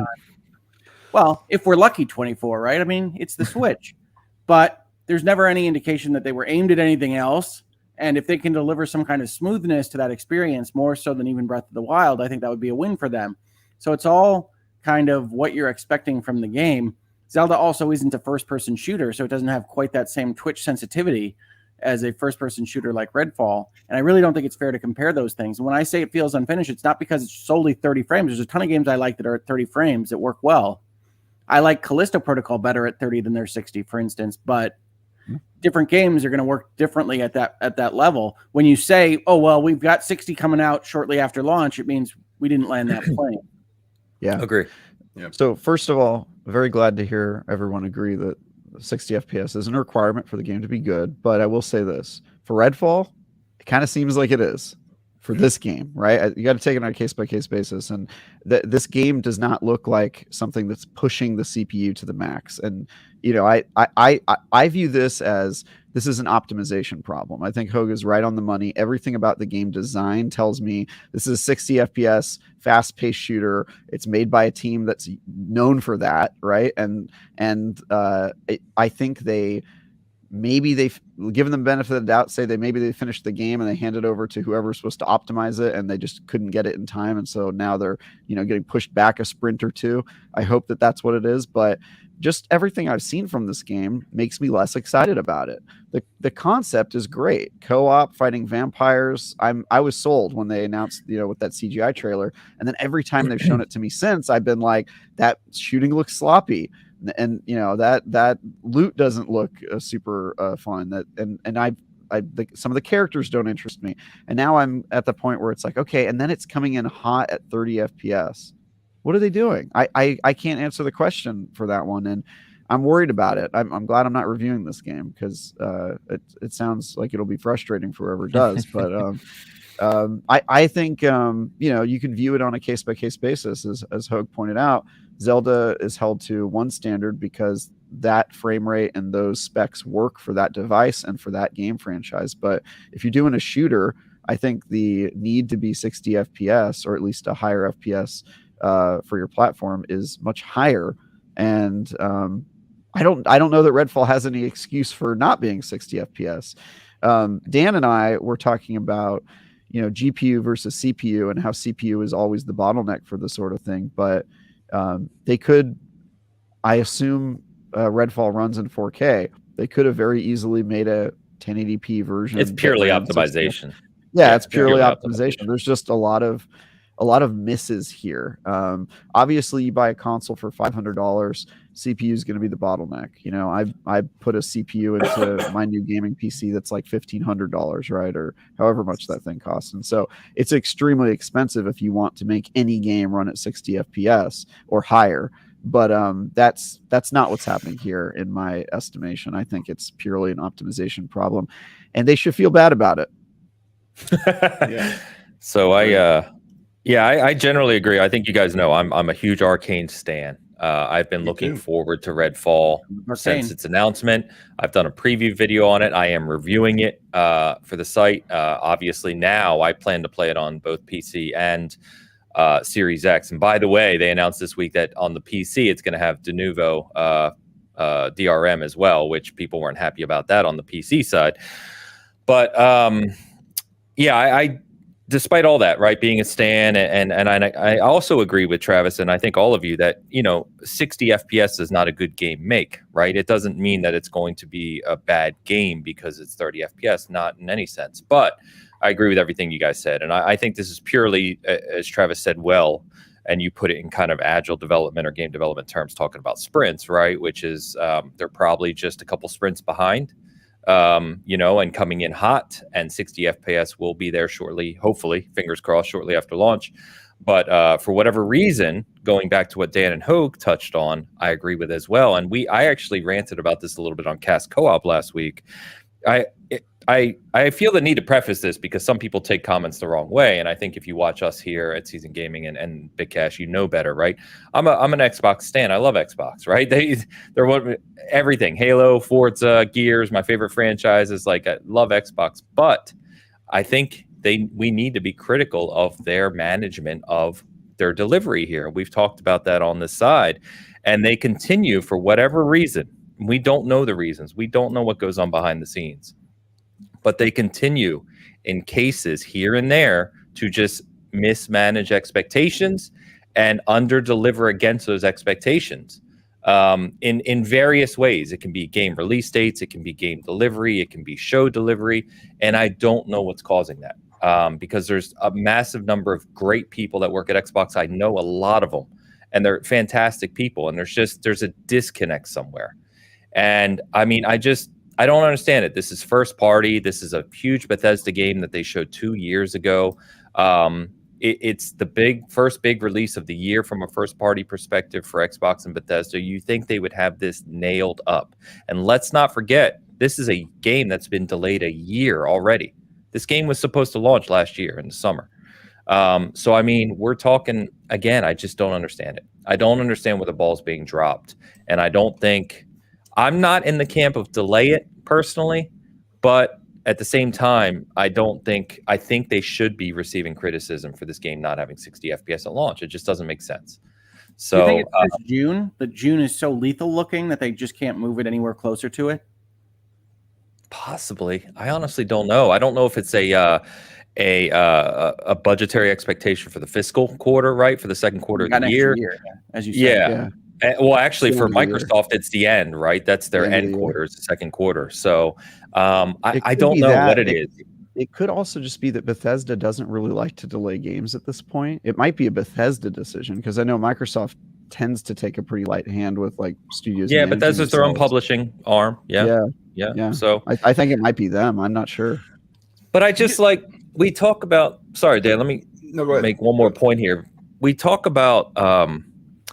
With Bethesda now, right? And we've talked about, obviously, the ABK acquisition at length. But you're talking about a first-party kind of umbrella, right? Portfolio. where they've also grown within these studios substantially. We've talked extensively, right? Playground, In Exile, Compulsion, Rare. All these studios have been hiring and hiring up. And you're talking about thousands upon thousands of developers and some of the most talented developers in the world, right? You know Redfall is your first big game of the year, right? Where is the organization to pull development needs to make sure that game hits as it needs to hit when it releases on May 2nd? You would think typically these are the types of challenges you see out of smaller development houses, right? Where it's like, crap, we have to prioritize just getting the game launched, and we'll have to do 60 FPS later. You're talking about a first party house, if you will, full to the brim of some of the most talented devs in the world. Where is the prioritization and the shift of resources to make sure this hits what it needs at launch? And I just don't understand. There's mismanagement there somewhere. And could you imagine, like, I'm trying to think, and I don't want it, this is not an Xbox versus PlayStation thing. That's not what I want to make it. But could you imagine if they came out last year and PlayStation said, God of War Ragnarok is launching. It's only going to be 30 FPS. We'll launch 60 FPS later. And I know, like, Horizon even, right? It had that addition they did post-launch, Forbidden West. They just didn't tell us that they fixed it after launch. I mean, Horizon's a good example because their 60 FPS was broken. I mean, yeah, exactly. Garbage 61st person. Yeah, so it's a similar thing, right? It's like it's where the priority is. So in Guerrilla's case, another massive first party, right? They prioritized having the quality and the performance mode. It just wasn't fully baked, right? So it's like if Redfall launches and it's a stable, consistent 4K 30 FPS, and for whatever reason it's smooth to play, maybe that's what they're prioritizing, and maybe that'll be okay on console side. We'll see. But I just, from a first party development side, I just don't understand why you can't prioritize to get core features, because I think we all agree, I think most people agree, I've seen this week, that 60 FPS, like you guys said, for this type of game, for what's been shown to date, for what it is, should have been a priority for this game at launch.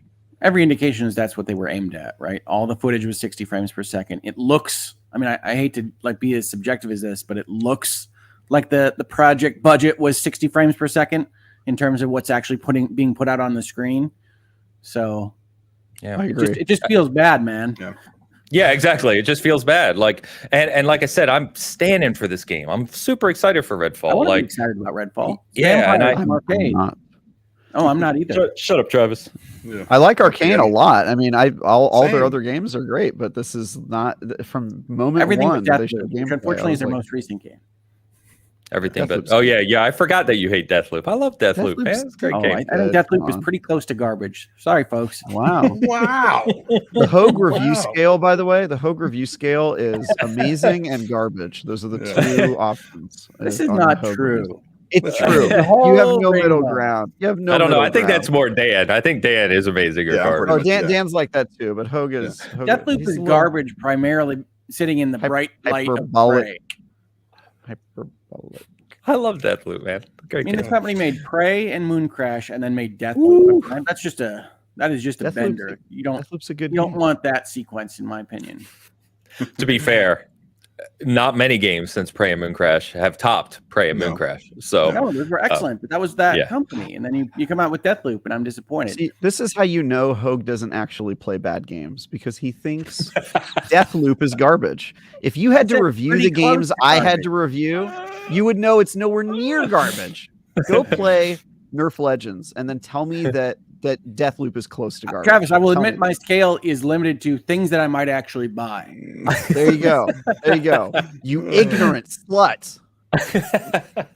I'm glad you're out there doing the work for us, Travis, but I was never buying Nerf Legends. No. Yeah. Well, your kids might have been tricked into wanting it if it weren't for me.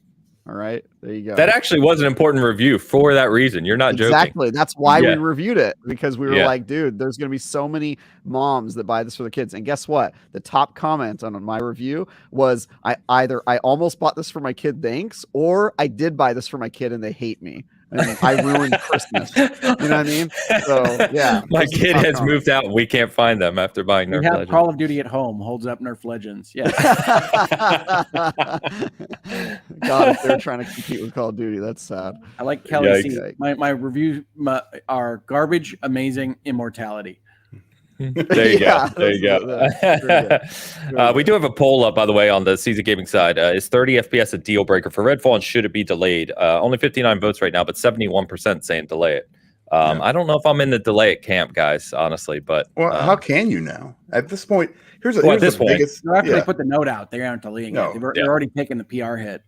Yeah, I mean, here's the thing. We have to stop like normalizing like this kind of thing. Like this is, it is what it is. I'm not a developer. I don't know how hard it is. I'm assuming it's pretty damn difficult. With that being said, if we continue to accept it and then at the same time make excuses, I've seen some stuff and it's like listen, I understand that this development team has never made a game in 30 or 60 FPS before. They've also not had this kind of power to, most powerful console in the world. So just stop with the excuses. All right, this is crap. This is garbage.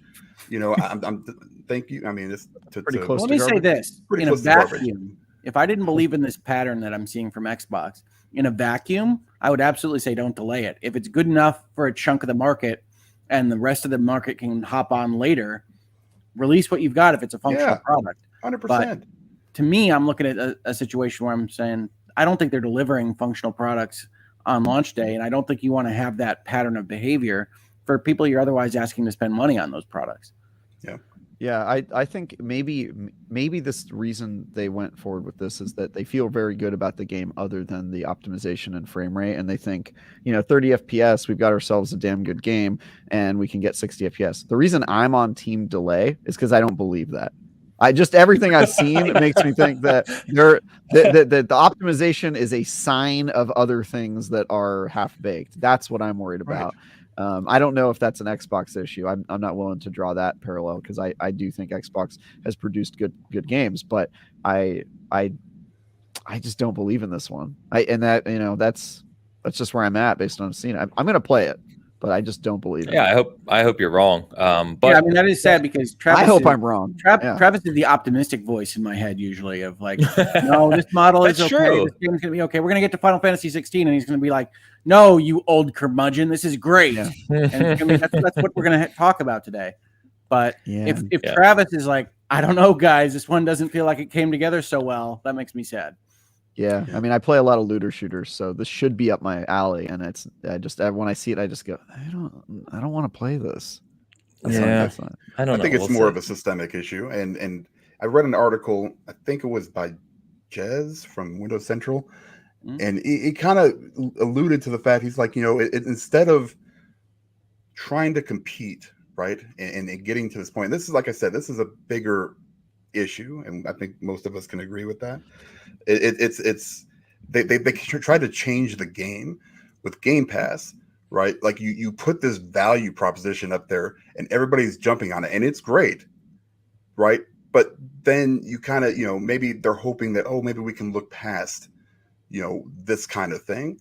When we shouldn't. We should expect both of those things. We should expect, when Game Pass came out, I was on board. I was 3 years deep stacking stuff, right? Maybe 4. It was ridiculous. And I would been waiting for those big first party games because that's what we were kind of that was the carrot that they held out in front of you. And we kind of got, some Brussels sprouts every once in a while. And it's like, here you go. It's like, I mean, if you cook it right, maybe it's all right. But you get stuff like Pentiment or Hi-Fi Rush and stuff like that. And they're not bad games. They're very well regarded. Psychonauts 2 or Grounded, to that point, they've done Grounded, well, which right, totally, and there's nothing wrong with them. You're allowed to be enthusiastic about Grounded, Travis. Yeah, right. Yeah, it's a good game. I almost broke embargo. Never mind.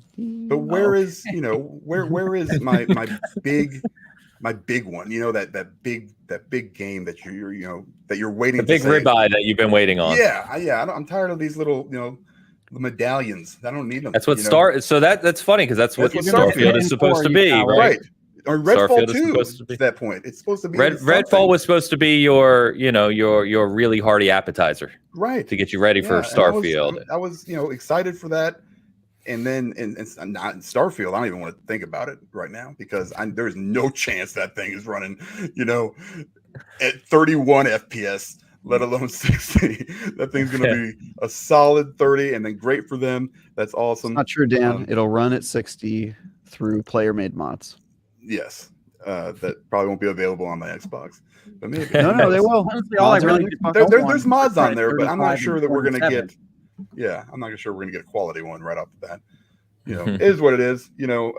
I'll just play what I play. I don't really.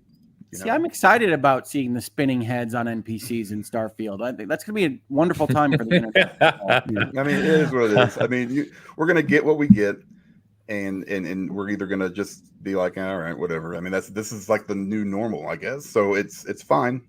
I don't like it, and I'm going to choose to play what I play. I'm probably not going to be playing a whole bunch, but when the 60 FPS patch releases, I'll play it. No problem. Yeah. There's a lot of people in the chat saying that they're going to wait for 60 FPS. So and everybody else can play it now. Go ahead. I don't care. It's not like it's a Game Pass game. Yeah. We'll see, Travis. That statement is what Dan was pushing back against, right? It's a Game Pass game, but that shouldn't be a crutch. I'm saying it's a Game Pass game in terms of you can play it later. Right, I'm not saying quality. Yes, absolutely. You play it later, it'll be on Game Pass. Like you just play it down the road, whatever. Yeah, whenever it gets the update you're looking for. Yeah, and by the way, I want to shout out Pencil Karate, who, anyone. This is for anyone, not just Dan, obviously. But if you haven't checked out Double Fine's documentary Psych Odyssey about the development of Psychonauts 2 and what they go through to get that game out the door, and in my opinion, one of the greatest platformers ever developed by its end state. It is a fantastic documentary. I still watch it all. I'm done with it. All you need is 32 hours of your time to finish that documentary. It is extremely long, but I watched it when I listened to it when I was jogging, and it is a very, very, very cool documentary, and made me very. I will check it out. I think I mentioned it in this space, but I'm still kind of slightly traumatized by watching the Double Fine Broken Age documentary. You did. It was a different age. It was a different age, and let's just say that studio's evolved a lot, but they do answer your question of what would a Double Fine game look like if it were managed by a game manager and not a creative, and the answer may surprise you. There's my tantalizing ad for that documentary. Coming at 11. Yeah, I was a original backer of Broken Age when it was called Double Fine Adventure. Remember that? DFA. Yeah.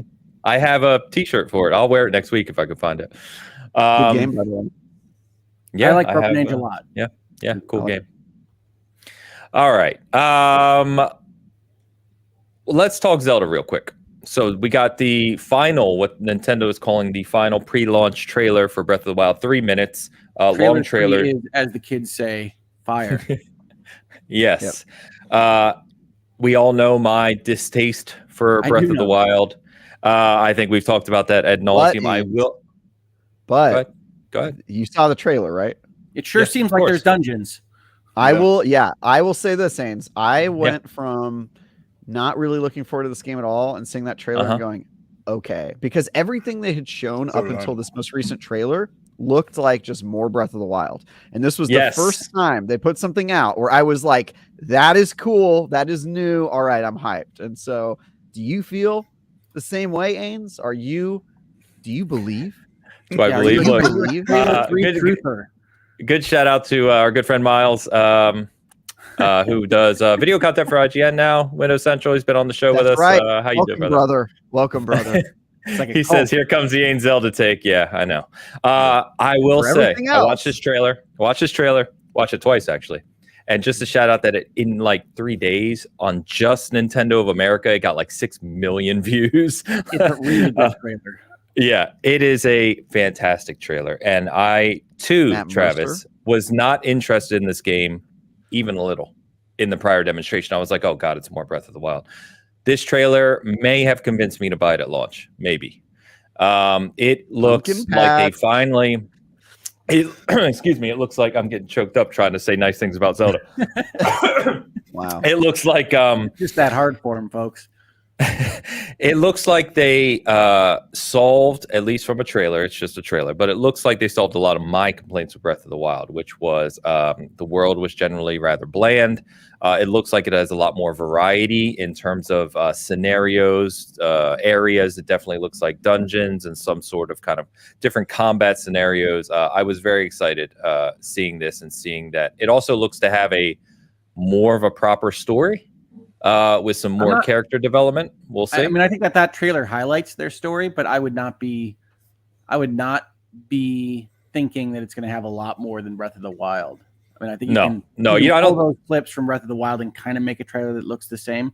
And we all know Breath of the Wild is very light. Yes, it's light in many areas, but I will vouch for Breath of the Wild. I feel like I'm taking a massive stand here on the Season Gaming Bitcast, but yes, I think Breath of the Wild is an excellent game. Yeah, I know. I'm in the minority on this one, like Hoeg, maybe with his Final Fantasy XVI take. We do. So, but anyway, what do you guys think of this trailer? Did it hype you up? Yeah, I mean, I'm at the point now where I literally haven't. The last game I played on the Switch was Fire Emblem Three Houses. Okay. And what? It's been I play my Switch all the time. So never played. Dude, my Switch hasn't been turned on since last spring, maybe. Okay. I'm playing Mega Man Battle Network on Switch. Metroid Dread. Nope. Still haven't played anything. Ace Attorney. You played Ace Attorney. I played Ace Attorney, and I played some of Mario when Bowser, the 3D World update came out. But the only game I've actually put some real time into recently is Metroid Dread. Anyway. Switch is the Hoeg House Stardew Valley machine. So, yeah, we played Switch a lot. But yeah, I will say this. I actually jumped on the Tears of the Kingdom hype train during the play test or the gameplay session. Gameplay presentation. A couple weeks ago when they showed Fuse and Revert and things like that. So this trailer was just kind of the icing on the cupcake there because I thought this trailer knocked it out of the park. It's a great trailer. Yep. You got a lot of good games. Redfall notwithstanding, we've got Stop it. Jedi Survivor. We got the Minecraft. We got. I'm also looking forward to Jedi. Yeah, Dead Island 2 gonna be good. Oh, am I reviewing Jedi looks great. It really does. Am I reviewing it? Yeah, Jedi seems to have made some good increases. Jedi Survivor. I might be reviewing. No, if you know by now, it comes out in less than 2 weeks. No, I'd know right about now. I'd know tomorrow is what I would know. Okay. I think he knows. I might. I don't know now. I swear to you, I don't. I just know that the person who did IGN first isn't reviewing it, which means I have a shot. Yeah. It was Mitch Saltzman, by the way. Hoeg. IGN, save yourselves. Don't let Travis review Star Wars products. You should let me review all of them. Too in the cult. I know the most. I know the most. That's not true. I've been the one calling Mando mid since day one. I can call out bad Star Wars. Call Mando mid. We did have a Star Wars conversation last week, Hoeg. You missed it, but yeah, it was good. I'm actually thinking of buying the OLED version for one game. That's how much this trailer. Because before I was just like, yeah. But didn't you say you don't play on handheld? I don't.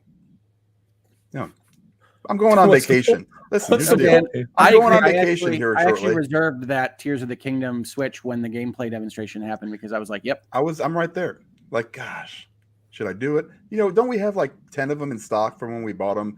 When we were trying to take them off the market when they released the OLED. Yeah, that's an old deep cut Bitcast joke right there. Shout out to Chet if you're watching. I haven't tried to thanks my Switch purchase yet, so hey. But there was a guy who really disliked some of Dan's takes a couple years back and would come on all the time and say we were paid off and we were the ones who were buying all the Season Gaming was buying all the consoles and scalping them, and it was a mess. With the increased we're going to buy all these OLEDs. I'm going to buy like 10 of them, and then we're going to resell them and fund the website with them. Is what I said, and he put it on Twitter, and he's like, "This is what we're serious." I was like, "What are you talking about?" That was nuts. I've wanted a new Switch for a couple of years, and I was really holding out for Nintendo to give me any more power at all. Yeah, but I really like the custom look of that Tears of the Kingdom Switch. Me too. I'm thinking about it, man. It's great. Speaking of scandals like that, Dan, that were kind of self-generated. Remember on a couple episodes ago, I said Travis did nothing wrong on this show. Was that the show that happened on? I can't. Maybe it was the last or that last word podcast. But I said something like Travis did nothing wrong as a joke, and then I pointed out the fact that if you have a hashtag that is blank did nothing wrong, people will automatically assume you did something really wrong. And so now people tweet at me hashtag Travis did nothing wrong for no reason. They'll just be like hashtag Travis did nothing wrong, and then I'm like, no, don't do that. Now people are going to think I did something because it kind of implies that you're a genocidal maniac or something. Exactly. Like yeah. If you have that hashtag associated with your name, you did something real wrong, and enough for certain people on the internet to think you didn't. So please stop tweeting that about me. Shout out to Uncivil Law in the house. Good to see you. Hey, Kurt. Thank you. All right. So, wow. A Bitcast with all 4 guys present for the whole show where we agree there is Zelda hype. Yeah. Wow. I don't think that's ever happened. It might not have. And we didn't have a 30 FPS debate. We all agreed, no, that game should be way 60. too much agreement. Let me look at the topics because we got to start arguing about something here. Say, I know I'm a little one. brain compromised. Is this normal? Yeah, this is Final Fantasy 16. Yeah, we have. Let's do it. Let's go. Okay. Hold on. Before we do that, I have got to go, guys. Okay. Oh, that's right. Dan's got to leave early today. Got to leave. Got to watch the baseball. Got to go watch the baseball. I got to drive up there first, which sucks. Well, they're not going to just play it at your house. No, I would hope they would. You You understand? Getting into that complex. Shout out to the Chiefs and the Royals for having their stupid stadiums literally right next to each other, sharing the same parking lot. It's a mess. Worse. Is that it's real? Worse. Yes, it's a mess. It's That's so old. Crazy. There's nothing around it. There's a Denny's and a Taco Bell in one hotel. You should drive around Detroit when there's a Wings and Tigers game at the same Absolutely time. Absolutely not. Rad. God damn it. I've driven around Detroit in a regular, normal, time, and I did not like it, so it was not fun. But I appreciate Dan, thank you, sir. Yeah, have a good day. Be back next week and enjoy the Final Fantasy 16 talk. I will be watching on my way there. Me with the future is action. All right, see you, guys, dude. take it easy. Bye. Oh, wait. Can we do this? Hold on. We're going to do this. Yes. Ah, beautiful. Hoeg's going to be Dan. Hoeg. Yeah, there you go. Can you throw Dan into that photo or no? Can we have not in real time? No. We're going to have to go to the old school, just generic background here. But anyway, let's catch up on super chats, and then we will talk Final Fantasy 16, so we can have a little Hoeg rant maybe. Can I vouch? Can I advocate for us using the gold frame border now? That way, when people tune in, if they don't know the show, they'll be like, "Wow, one of these guys is really full of himself. He has to have a photo of him on the border of the, they'll just be like, what an egotist. And he's in a gold frame. That's so weird. I want that to happen at least once. I'm definitely not in charge here, but yeah. I think you still have the controls though. Yeah. You do. You have admin. I can move stuff around. Yes. You can ban me. Oh, whoa, nice. whoa. Hey guys, welcome to season. Oh, okay. Well.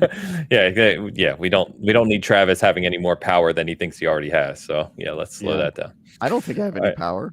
I don't. The top power left actually super is slot. an illusion, really. Tal with the $10 super chat. Xbox is getting to the point that their first party game besides Gears and Forza, I will wait 1 to 2 years when they have everything they promised. Luckily, I have a backlog, but it does suck. So I don't know, guys. I think I'm You don't think that's true? Okay, I was going to say I'm starting to see this opinion be more prevalent. Hi-Fi Rush happened last month. How much goodwill do they lose every minute?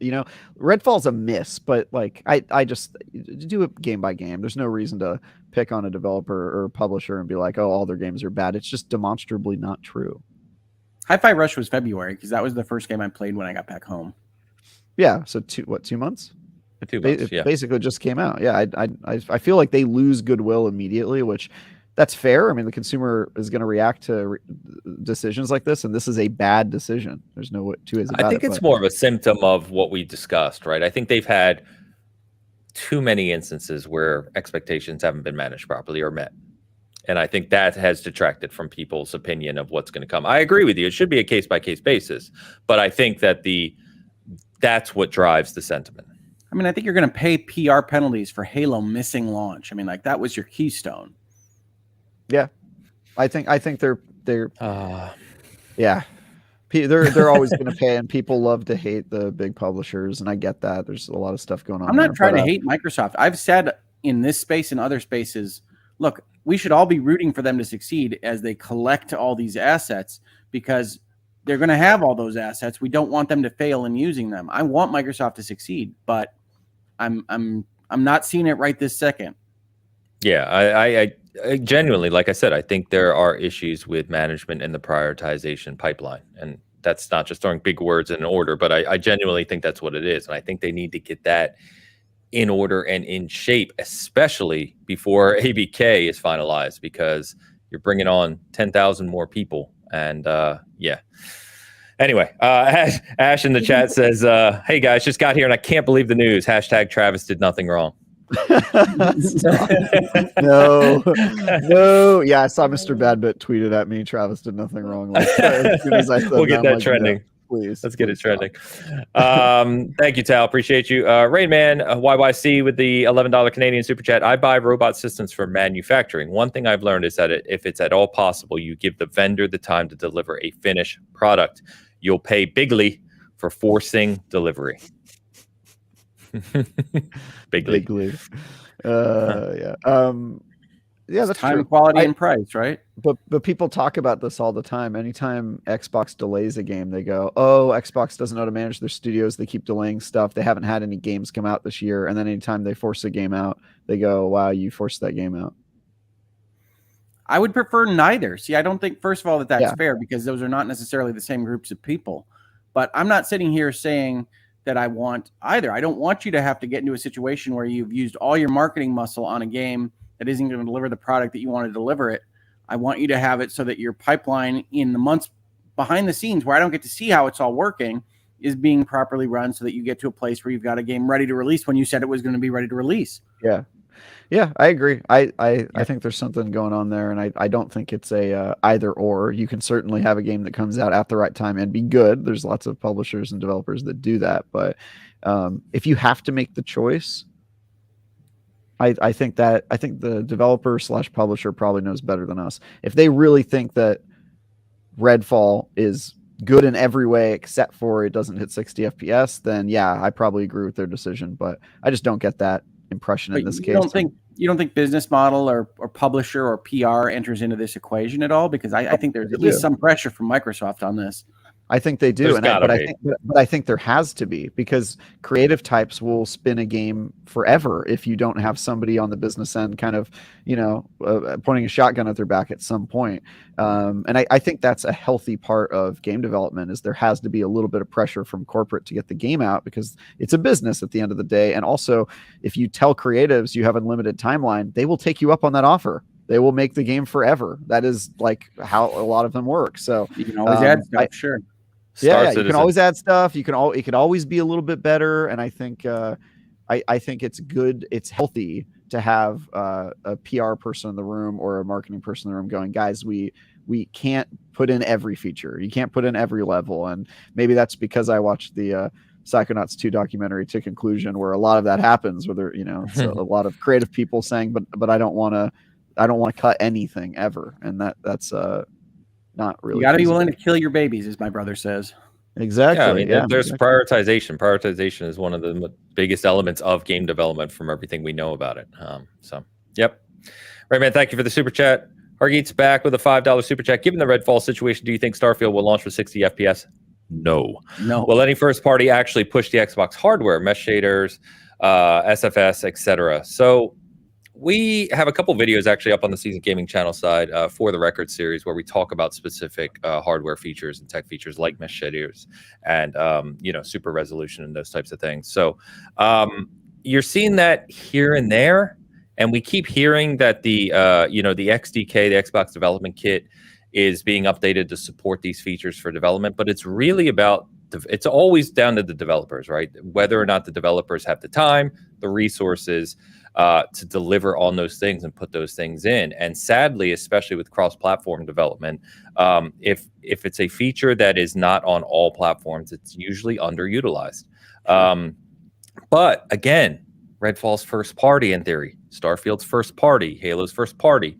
these things are what you would expect to see out of something like Redfall, is optimization and being prioritized with the features that the hardware can support.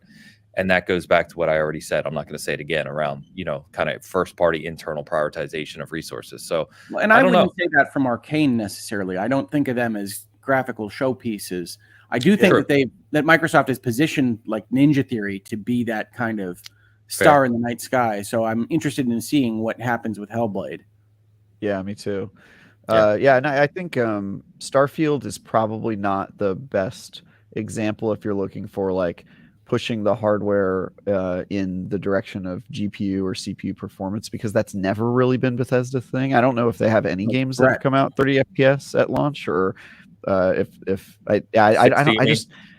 it's 60. I don't know if if that's their thing. The thing I would expect them to push is how much you can put in the game and how good all of that feels, and the world building and how fun it is to be in that world. And I think the scope is going to be the thing that every developer has an ambition, right? Or if they're doing it right, they have an ambition. Like with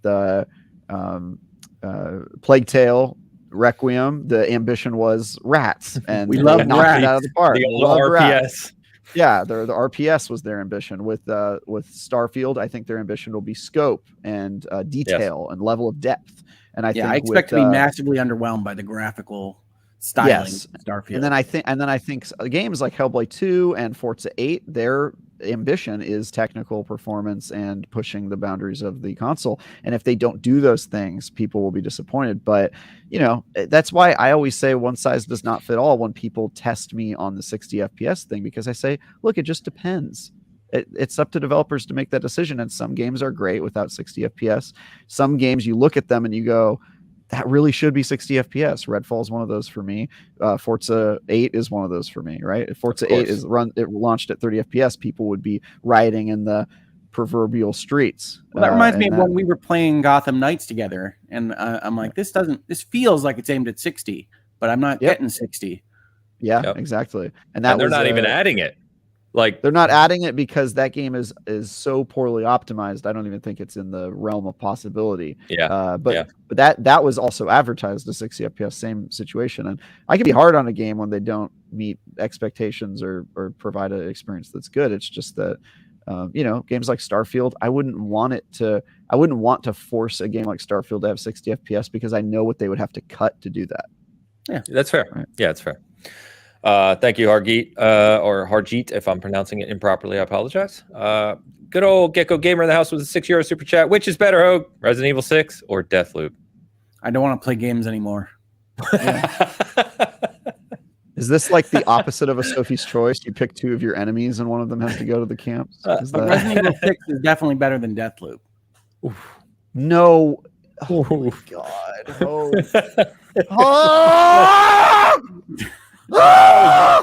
I'm sorry. Deathloop I did not enjoy. That was way too loud. I did not enjoy Deathloop. I'm sorry. Audio listeners, I'm so sorry for Travis. Oh, God. Oh, God. Oh, God. I didn't miss you. Oh, that's great. That's fantastic. I would disagree with his take. Yeah, me too. But that's great. Gecko, good question, my friend. Thank you, as always. Jojo gave us a $10 super sticker on both channels, one on SG, one on Hoeg. Thank you very much, Jojo. Very generous of you. Stacy, we're holding yours for a second. We got Tao back again. $5 super chat says Xbox still has a big marketing problem, not to mention fighting games, JRPGs. Some indies come later or never. They need to focus and attack. Actually, that's a very broad kind of question to pose to you guys, but there seems to be a sentiment, like you look at Square Enix, right, with Final Fantasy remake, right, 7 remake. You look at 16, obviously now being exclusive. You look at things like the Pixel remasters now coming to Switch and to PlayStation, but not Xbox. You look at a lot of these things where Xbox gets skipped. Do you feel that's a continued lack of focus and lack of I think Square Enix Xbox is a bad failure? I think Square Enix is a bad company to use to base your understanding. Sure. But broader sense. Because like Square Enix put the Pixel remasters exclusive to phones and PC for a year. I mean, like yes, they did. They just do stuff, and so yeah, they're not typically putting it on all the consoles. They clearly, in my opinion, have some issue either with the way Xbox is run or the sales that they see in the Xbox platform. But I don't know that that's correctable by Microsoft in the short term, because that's been a history of them working with Square Enix. It's not that long ago where Final Fantasy XIII was having trailers at E3 from Microsoft, and Microsoft was announcing Final Fantasy games on Game Pass. But Square Enix clearly is dissatisfied with some aspect of the relationship with Microsoft. And so is that a focus problem or is that a bridges burned problem? I don't know. But either way, Square Enix, they're mercurial actors that do what they will. And they will make big games and they will make tiny games. And I just don't know that you can say this is Microsoft's fault that they aren't getting along better with the crazy people at Square Enix. Yeah. Yeah, not just Square Enix, obviously. They're as you said, they're out there in terms of their decision making. But it seems like Microsoft has a pretty good relationship with Capcom, for instance, which is arguably more important than the one with Square Enix. Fair. I think Xbox has a portfolio problem for sure. I think everybody knows that because of, their lack of presence in Japan, and every JRPG you've ever wanted to play either is not on Xbox or comes to Xbox like 3 years after it's available to everywhere else. And I think with the exception of Octopath Traveler, to point out Square Enix just being mercurial. True. Yeah, that's true. And also Square Enix has put like a lot of games on Game Pass, weirdly, in recent years. They put Guardians of the Galaxy, I think, was on there. Octopath Traveler 1 was on there, but Octopath Traveler 1 also came to Xbox late. It came to Xbox. Well, and 2 didn't come, and 2 only went to PlayStation. I'm just saying that they're not a company that you can base broad statements on. Yeah, fair. Tal, thank you as always for the support, man. Random name back again. 499 Super Chat says, I'm going to judge Radfall. We'll see if it's Radfall. When my product is out. Secondly, I think Breath of the Wild is a bad Zelda game. Preach, random name. Preach it. Majora's Mask is the best Zelda. I don't know about that, but the other statement was true. Yeah. So, what is the best Zelda? Ocarina. Yeah. All right. I got one Ocarina vote. Yeah, I'm with you, Hoeg. I usually go Link to the Past, but I could see the vote for Ocarina. I would be Ocarina. Majora might be my number 2. I love that game. It's so weird. And then my third would probably be Wind Waker. Wind Waker was an interesting one. I love Wind Waker. Wind Waker's great. I think one of the issues I have with Majora's Mask, and we've talked about that in this space as well, is that I have to at least enjoy being in a space in a video game. And Majora's Mask is so kind of oppressive and dark and weird that I don't like being there very long. Yeah, it hurts you feel panicked a little bit. I always feel like unwelcome. You can't really take your time because there's a giant evil moon that's like coming to you at all times, ticking, and it kind of makes you feel like you're going insane. I will say this: when you play it on the DS, the 3DS remaster, because it's smaller, it takes some of that that pressure away, and it was a lot less panicky in that version. I find that with portable games, you're more in the world at the same time because you're on a subway or you're moving through space. Yeah, and so it takes you. It takes less of your attention. I feel, but yeah, I had a good time with that. But yeah, I love that game. But Ocarina, man, you gotta hand it to that game. I like when Ocarina. Yeah, when Ocarina came out, that game was genre industry changing. That game blew people away. But Link to the Past, that Ocarina and Metal Gear Solid combo, that was one of my favorite falls in video games. And those aren't even 2 of my favorite games, but I fully recognize that those 2 games were industry changing. But Link to the Past, I'm an old guy. Super Nintendo, one of my favorites of all time. Link to the Past was just phenomenal. I still have my Super Nintendo Link to the Past game. Brentbridge Sheik says, on a call when Travis screamed, hard to explain. Sorry. That's hilarious. Sorry, guys. Sorry, audio. Sorry, audio listeners. I didn't mean to break your ears. I was simply expressing. I was letting out something that was festering deep inside me. And that's how you avoid a stroke. Yeah. You let it out. You can't internalize it. You can't just keep it in. Speaking of it, I'll jump to this super chat. Good segue from Ashton Francis, $5 super chat. Don't pull a Hoeg and stroke out. Also, Hoeg is correct. The game was let's not call Strokes pulling a Hoeg. I don't really like that. Look, I don't like Hoeg. I want his name to be associated with everything bad in this world, but I think that's a little far. I think that's a little far. I think that's a little much. Let's not call that. Pulling a Hoeg would be like, I don't know, having a terrible take or over-explaining something, legally, or let's try to keep his brand away from that one thing that happened to him one time. I just there you go. I did one nice thing today. That's my monthly. That was nice. That was his nice side there. That was nice. That said, fantastic. I still do want to ruin him. I'm still on team. Hoeg did something wrong. Ashton, thank you for the super chat. Dan asks with what sounds like a flamboyant comment here. £2 super chat. MS proves cash can't deliver quality. Game Pass is a flop. I mean, you could believe that, but yeah, you would be wrong. You're stretching. Yeah, you're stretching there. Well, actually, you're right on the first part. Like, cash can't deliver quality. I would argue that lots of things have proven that, not Microsoft in this particular case, I don't think, but that is true.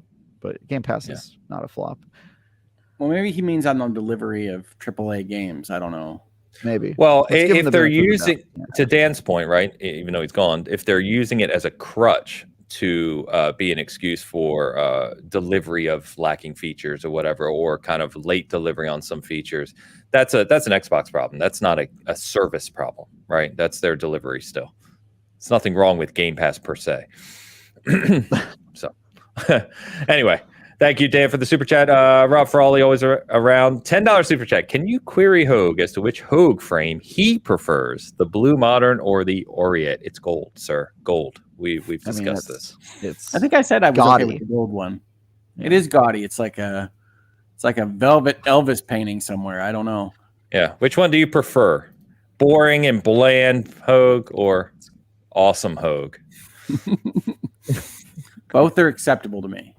Wow, what a legal dodge. We get no he's gonna cop out on it. He's gonna cop out. Wishy-washy flip-flopper. You should run for Congress.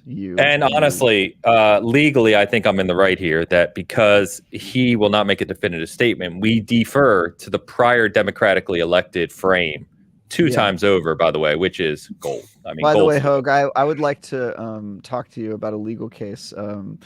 I had somebody pull a poll on a podcast I was on YouTube, and they asked the question in a way that was very leading, and it led toward a result that they desired. What are my legal options for suing this person? I'm pretty sure they are limited, but I can't, of course, give legal advice in this context, as my disclaimers on my own channel will say. But only medical. Don't give medical advice either. You're trying to get in trouble. So they asked the leading question, and you were unhappy with the poll results. They asked the leading question, and the question was framed in a way that he was socially engineering a specified result. Were you damaged in some way by this poll result? I was emotionally, physically, and romantically. So I will tell you that the emotional distress components, those are difficult cases to bring. Okay.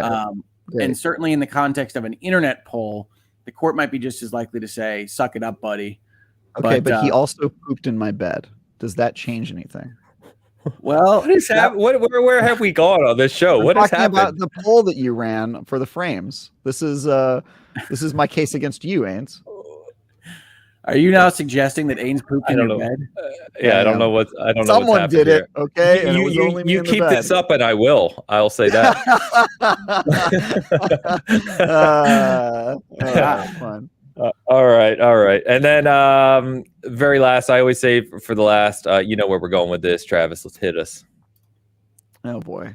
Okay. $5 super chat from good old Stacy Walpole. Story 2 for Mr. Tie Guy. I have to find this one on YouTube because I cannot see those little boys down there. What is that? Where are those? Where's this comment?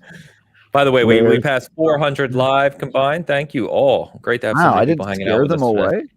Wow, that's crazy. How far up is this? Because I am not seeing this. Is this in Hoeg's channel or yours? I don't know, honestly. Oh, I found it. All right. Story 2 for Tie Guy. All right, found it. All right, here we go. Somebody was caught in a mouse trap and died. I assume a mouse, but for story flavor, I'm going to say something you wouldn't expect. An insect. An insect got caught in a mouse trap and died. At the funeral, they had a full band that played, and they also partied. So apparently a lot of people did not like this insect that was murdered in a mouse trap. They also threw a football game and played golf. But then via magic and a series of artists' forms. You're stumbling here. Go on. Yeah, I know. This one's like long. Like I don't know how to turn this into a story beyond that. Yeah, then so there's a trolley bus, a police car, and a ship. So there's lots of travel happening now. So I'm guessing they're shipping his body somewhere. They're throwing it in the ocean, and then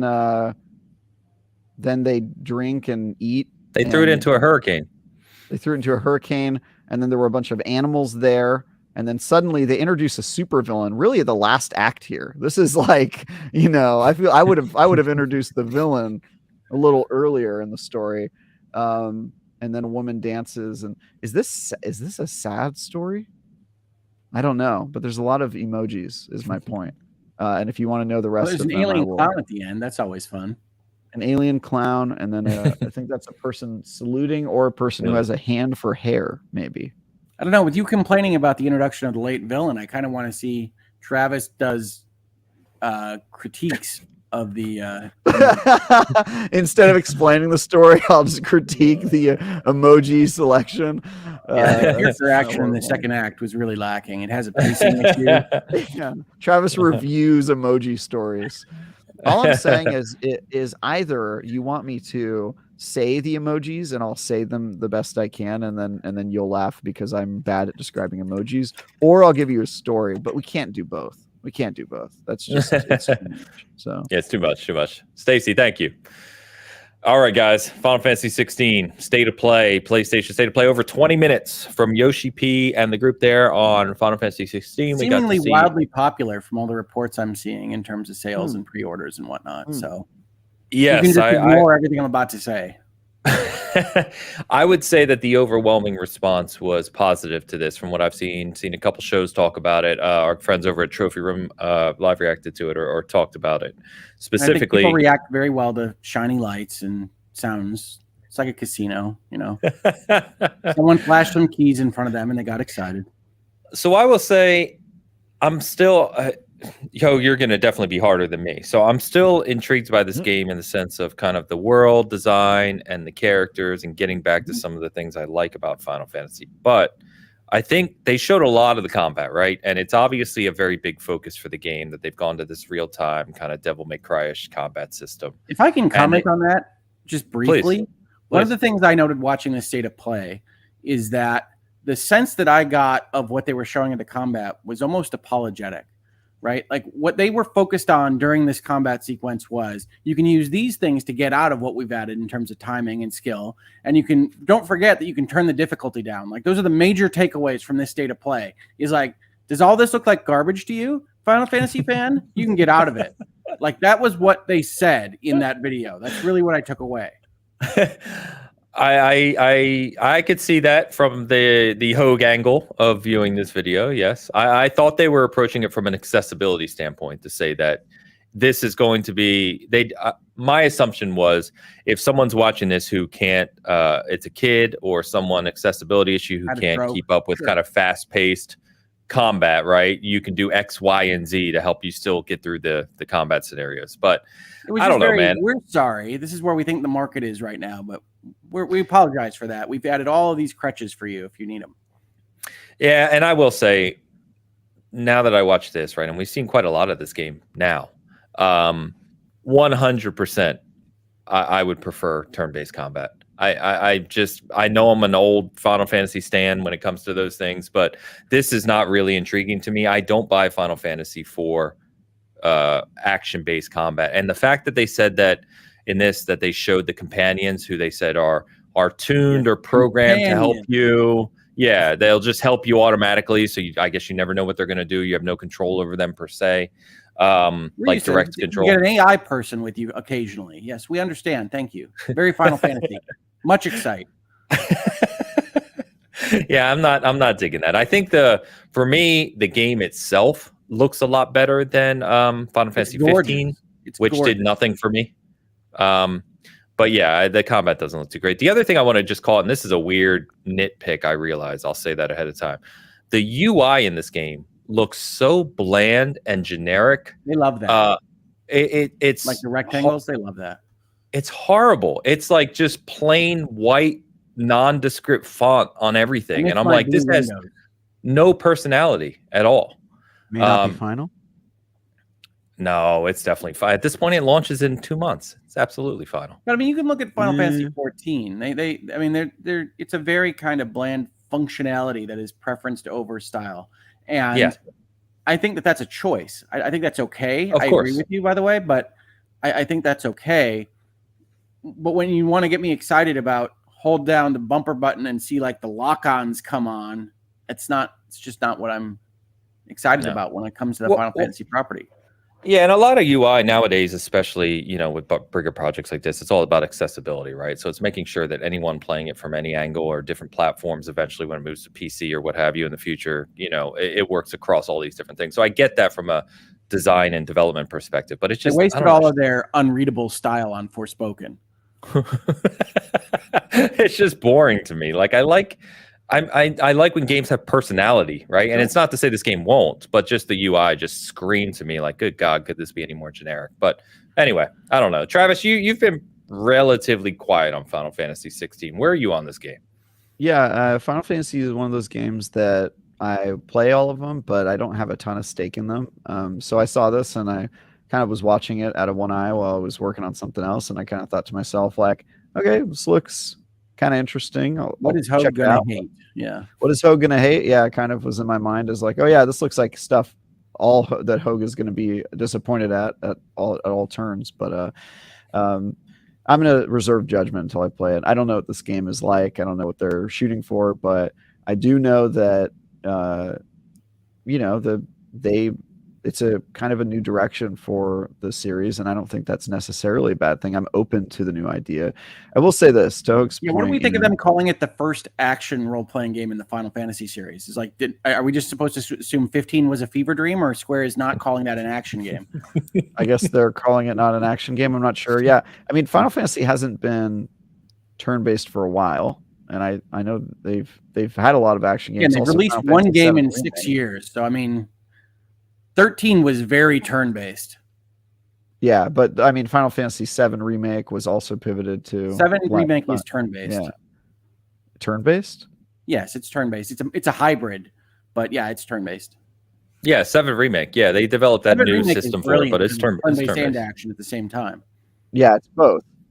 So why, why wouldn't you use that system? I don't know. Maybe I'm just throwing questions out there, but right. No, I agree. They solved it with 7 Remake, and they didn't bring it over because they were already working on 16 at the same time. So it'll be in Rebirth, and it might be in 17, but 16 they say is their first action game, and I just think it's interesting because 15 is clearly an action game. My thinking was 7's system was a response to the fact that originally it was fully a turn-based game. I guess you guys have different definitions of turn-based for me, because I think Final Fantasy VII Remake is mostly an action game, and it's got kind of like elements. If you play it as mostly an action game, you'll lose. I mean, it's a cooldown based turn-based game for the most part, but it was a brilliant solve for, hey, we want to give action to the market, but we don't want to offend everybody that's ever played Final Fantasy VII. Yeah, I think that's why they did that. So my thinking is that going forward, Final Fantasy is going to be closer to 15 than to 7 Remake. You think that they're going to... Well, 7 Remake was vastly more popular than 15, so I don't know. So you think they'll pivot based on that? I don't know. Honestly, I just think 16 was already in production, so I don't know that you could have 7's model go into 16. Okay. Yeah. Like somebody in the comments said like that it's cooldown kind of like an MMO RPG spellcasting thing. That's the way I view that system. I don't view it as like a turn-based, but it's when I think turn-based, I think like traditional turn-based, right? Yeah, because I think about the line, where they're in a line and they take actual turns attacking one after another. Yeah, but I would also call 12 turn-based. I mean, like that turn-based philosophy is driving your battle system. Gotcha. Because what I like about turn-based philosophy is not waiting my turn. It's that you have strategy and things that you're trying to do to outwit the system or your opponents, and ways to make things more complicated within your own power set that are just lost when it's press X for awesome and bounce around and dodge the other opponent's hit. Well, it's not that simple though, because action games can have strategy. I'm not saying it's a different kind of strategy. It's not to me an intellectual strategy, even though that you're probably using your brain for positioning and things. It's not the same kind of game. It's not the same kind of itch that's being scratched by that type of gameplay. So last week we talked about, evolving genres and keeping the stuff that you care about, but finding a new way to do it with, Zelda going to Breath of the Wild and that sort of thing. And my point was sort of like, you want the thing that you love to be there, even if it's pivoting to a new thing. So I definitely understand where you're at as like a Final Fantasy diehard and seeing Final Fantasy 16 be a game that doesn't really remind you of Final Fantasy. I would say, that's on the developers to find ways to remind you aside from, just throwing chocobos into the mix. Googles are there. I saw that. Well, I mean, 15 was a total departure, it was. But I mean, so was 7, and 7 is beloved. I know not by you. 7 is not a total departure. You're talking about things like cinematics and angles of cameras, but it's still essentially the same game as Final Fantasy VI. The setting, though, is... But the setting in Final Fantasy has never been the same. I'm not asking for the sameness of setting. 4 and 6 are wildly different. But 7 being different than that is just a similar kind of thing. 4, 6, 7, all different settings. 8, wildly different from 7. Final Fantasy has also jumped to genres a bunch of times and has all sorts of different sorts of games in it. Maybe not mainline until 15, but I think the beauty of Final Fantasy is they can try new things. It's been around for so long. It's probably going to do well, whatever they end up coming out with. And I'm interested to see what 16 give it a number. You want to call it Final Fantasy, whatever it is, Valencia. We wouldn't be talking about this way. I'd be like, go nuts. I didn't have a problem with Final Fantasy punching orchestra or whatever. What was the one Stranger of Paradise, the one you really liked. Yeah, Stranger of Paradise is good, but they also didn't try to call themselves Final Fantasy 16. They have a rhythm game as well. Theater Rhythm. Yeah. I think. I don't. To me, the number isn't holy, and I think they're probably doing this because they think that turn-based doesn't have much of a market anymore. I know that's. Yeah, but well, again, it's Square, so who knows what the hell they're thinking. But I mean, you look at something like Dragon Quest XI. You say turn-based doesn't have a market. Well, I mean that's obviously. Niche, though. I mean, how big of a game? How many millions of copies does that game sell? Because I bet you it wasn't as many as Final Fantasy 15, which was an action game. Well, no, it's probably not as much as Final Fantasy 15, but Final Fantasy 15 was sold better than Remake, if I'm not mistaken. It was also on all platforms. Final Fantasy 7 Remake wasn't. You can't compare those. That's true. That's true. Yeah, that's true. Yeah. I don't think so, but your stats are also going to be dependent on jurisdiction. I mean, I think Square Enix feels Final Fantasy is their Western-facing product.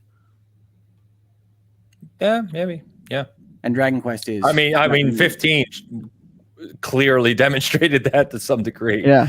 But I mean, 15 was a success, right? I mean, do you think Square Enix sees 15 as a success? I mean, it was well reviewed from what I remember. It sold a bunch of copies. Does Square Enix see any of their sales as a success? They always seem to be disappointed. That's true. Yeah. We didn't make 10 billion. Failure. Yeah. What? Yeah. So I don't know. I'm going to play this one. It interests me more than 15. I'll say that. The fact that it comes out 2.5 weeks after Diablo 4, for me personally, not going to help its case, at least, at launch. But I will definitely play it, try it. I hope that it gives me some of those classic FF vibes that I like. But I think you're right. Final Fantasy's all over the place. So I'm going to play it. It looks beautiful.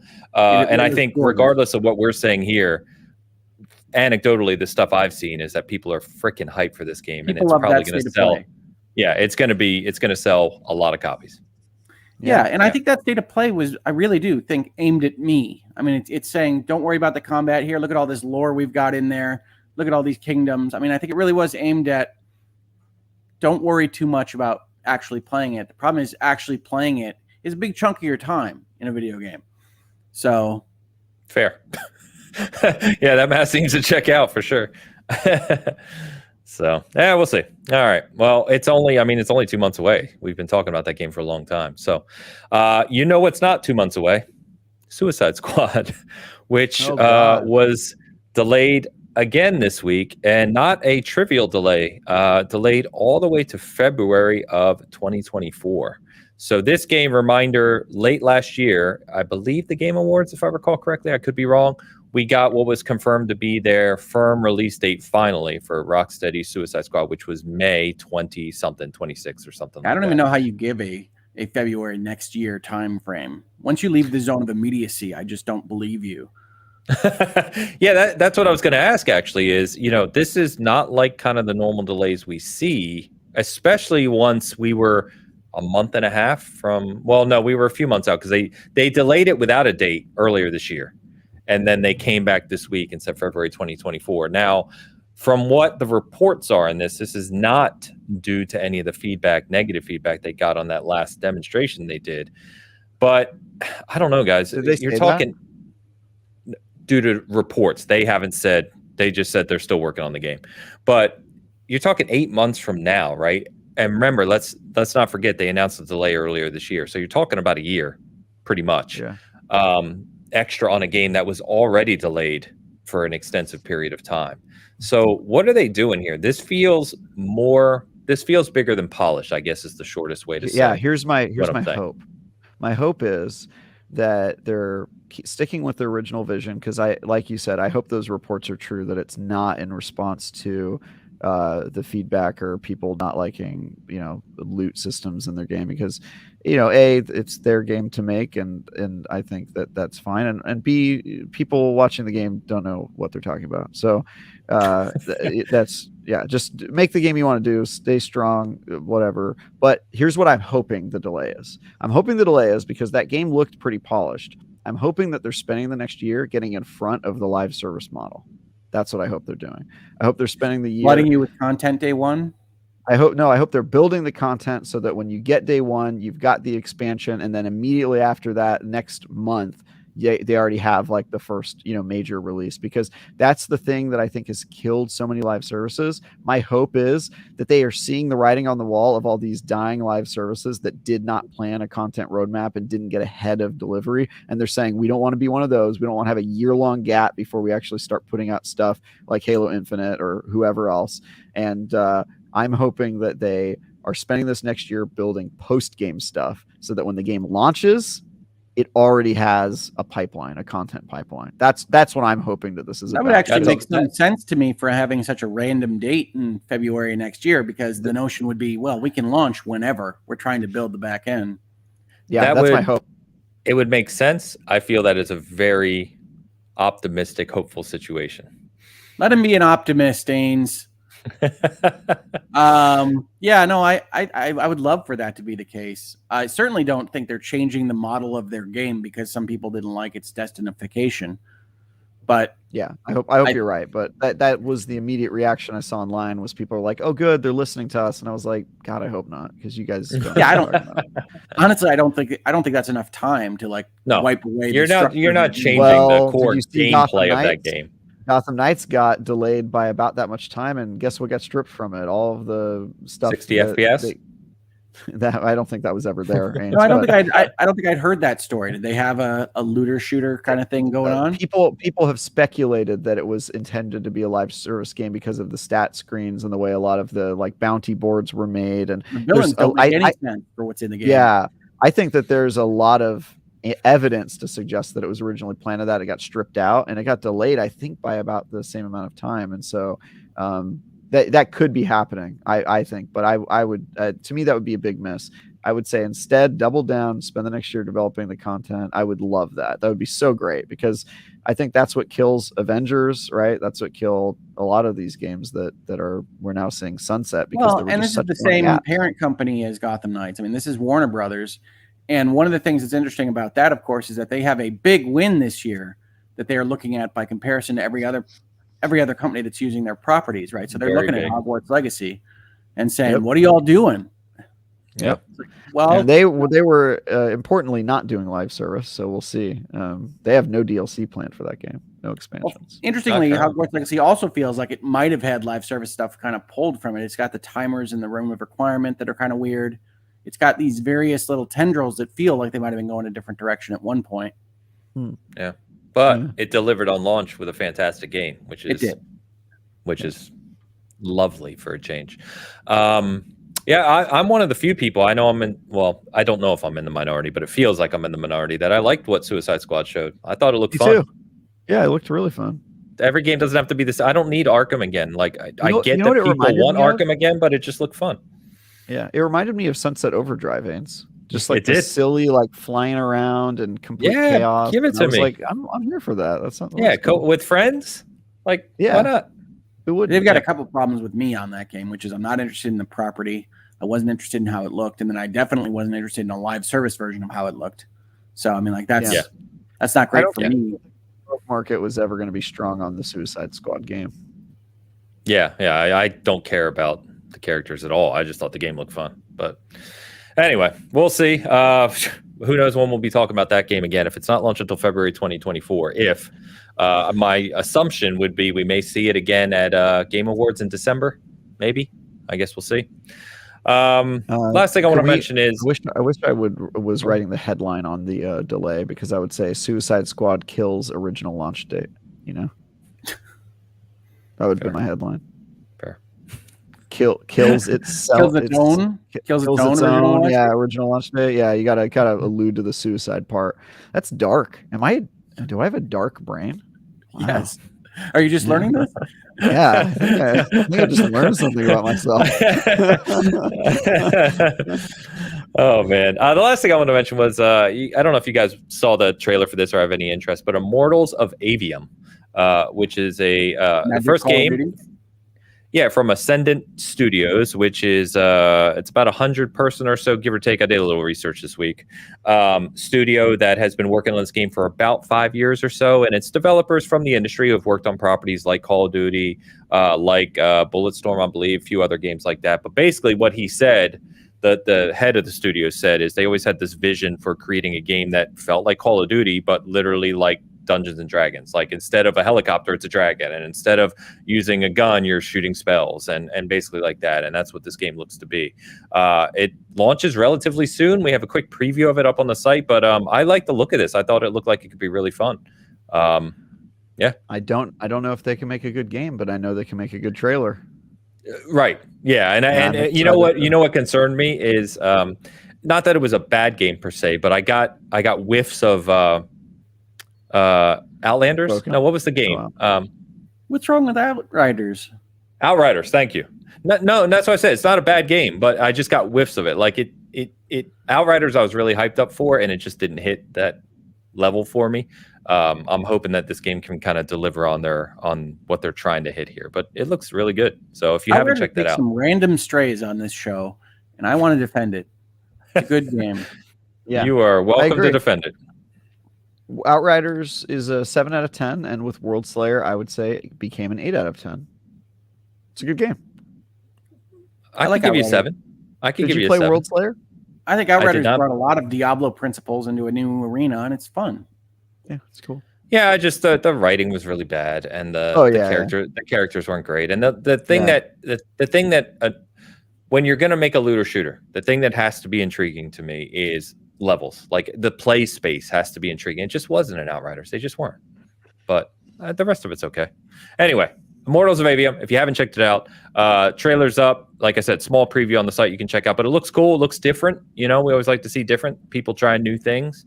So we'll see. I think it launches July 20th. So we'll see what happens. Maybe and it's being published by EA as an EA original, though it's a AAA game. It's not like a smaller EA original. I don't know if EA is doing an EA Play in June yet. They've been kind of quiet, so we'll see if we see more of this game here in the coming months. But yeah, all right, boys. I think that's going to wrap us up here in Bitcast 245. 5 episodes away from 250. We gotta talk about that offline. See what we're going to do for 250. Is 250 a major number? Is that like a? Is you put like a Yeah, celebration every 50. You celebrate a little bit. The 100 ones are a little more significant, but you can do the 50s.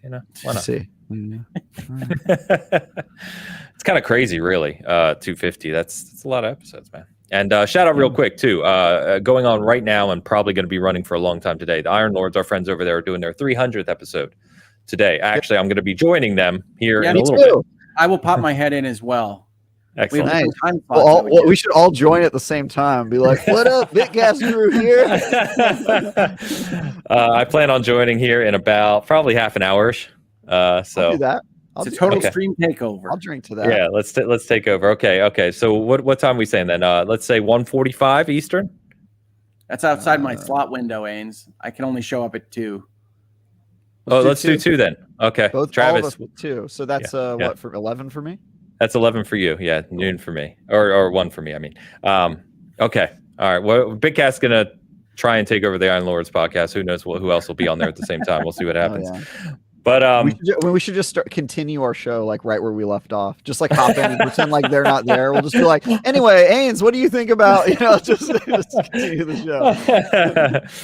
All right, it's gonna be quick. We'll only be over there. I think they're having a lot of people on today for the 300 show. It's gonna be like 10-minute segments with guests popping in and out. So, but shout out to them. They're good friends of all of ours here. And yeah, that'll be cool. By the way, let me go ahead and end this poll right here. So is 30 FPS a deal breaker for Redfall, and should it be delayed? 61% say yes. So see, I don't think it's going to be delayed, but Anyway, thank you all for hanging out with us today. It's been a great show. We hit over 400 people live concurrent with us. That's awesome. Thank you so much. Remember to like and check out the streams on both sides. If you're only on SG, check out Hoeg. If you're only on Hoeg, check out SG. It's hugely appreciated. Absolutely. Yeah, with that, Hoeg, go ahead and shout out your stuff, dude.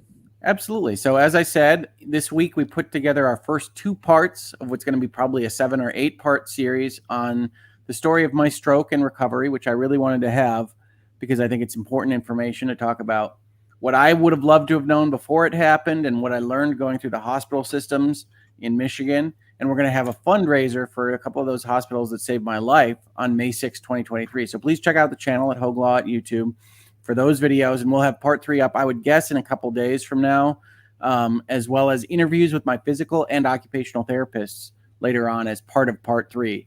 So please do come by and check those out. I think it's some of the more important stuff I've ever done with the platform, and I'm really proud of us having those conversations. I get to talk about my own experiences, some of which are a little bit delirious in the ICU especially, and my wife also comes on in audio avatar form to talk about what she was experiencing as the caregiver and talking to the doctors at the same time. So I think it's a really good series. Yeah, fantastic. I will give him a box quote, which is, I watched the first episode and I was bemused. That's what we're looking for. Amusement. Thai guy Travis was bemused. I was bemused in quotes, box art. Beautiful. I was bemused. 6 out of 10. Yep. No, but it's great. And like I said, we're going to be putting those up. I talked to Hoeg about putting those up on the Season Gaming site too. More awareness, the better. So we're going to put that up as part of our Good in Gaming initiative. Yeah, share and share alike. Anybody that's interested. I think this is important stuff. No doubt. Travis. I've got the review of Dead Island 2 coming to you in written and video format on Tuesday morning. So please check that out if you would like. When does Dead Island 2 actually come out, Travis? It comes out a week Friday after my review. Or is it this Friday, really? Because it's a 21st. Yeah, it's 21st. Oh, is there a deluxe edition? So it's 21st, I believe.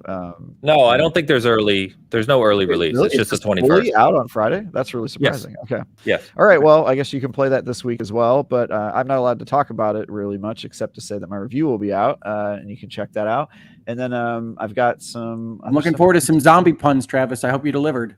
Oh boy, did I! Also, LA puns. Get ready for that. Lots of LA references. That'll be up, and then. You can follow me, see me being a rough again on Twitter at Thai Guy Travis if you want. That's your title for me, Ains. I'm the rough again. The rough again. Yeah. So what was the nerd name you came up with us last week for this show? And I can't. We were in like the zoo. Remember the nerd zoo? People were watching us and trying to figure out what we were talking about. Yeah. I couldn't remember what it was, and I was cracking up the other day thinking about it. Yeah. Damn. That's good. I'll have to find the clip. But anyway, so on the season gaming side, we have our review of Minecraft Legends up. You can check out. I, too, am reviewing Dead Island 2.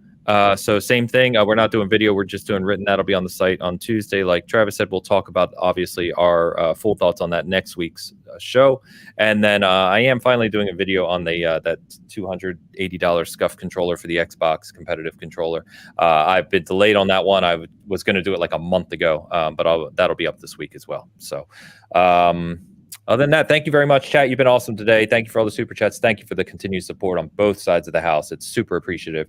Other than that, Hoeg, it's been awesome having you here for the whole show. It felt like the good old days.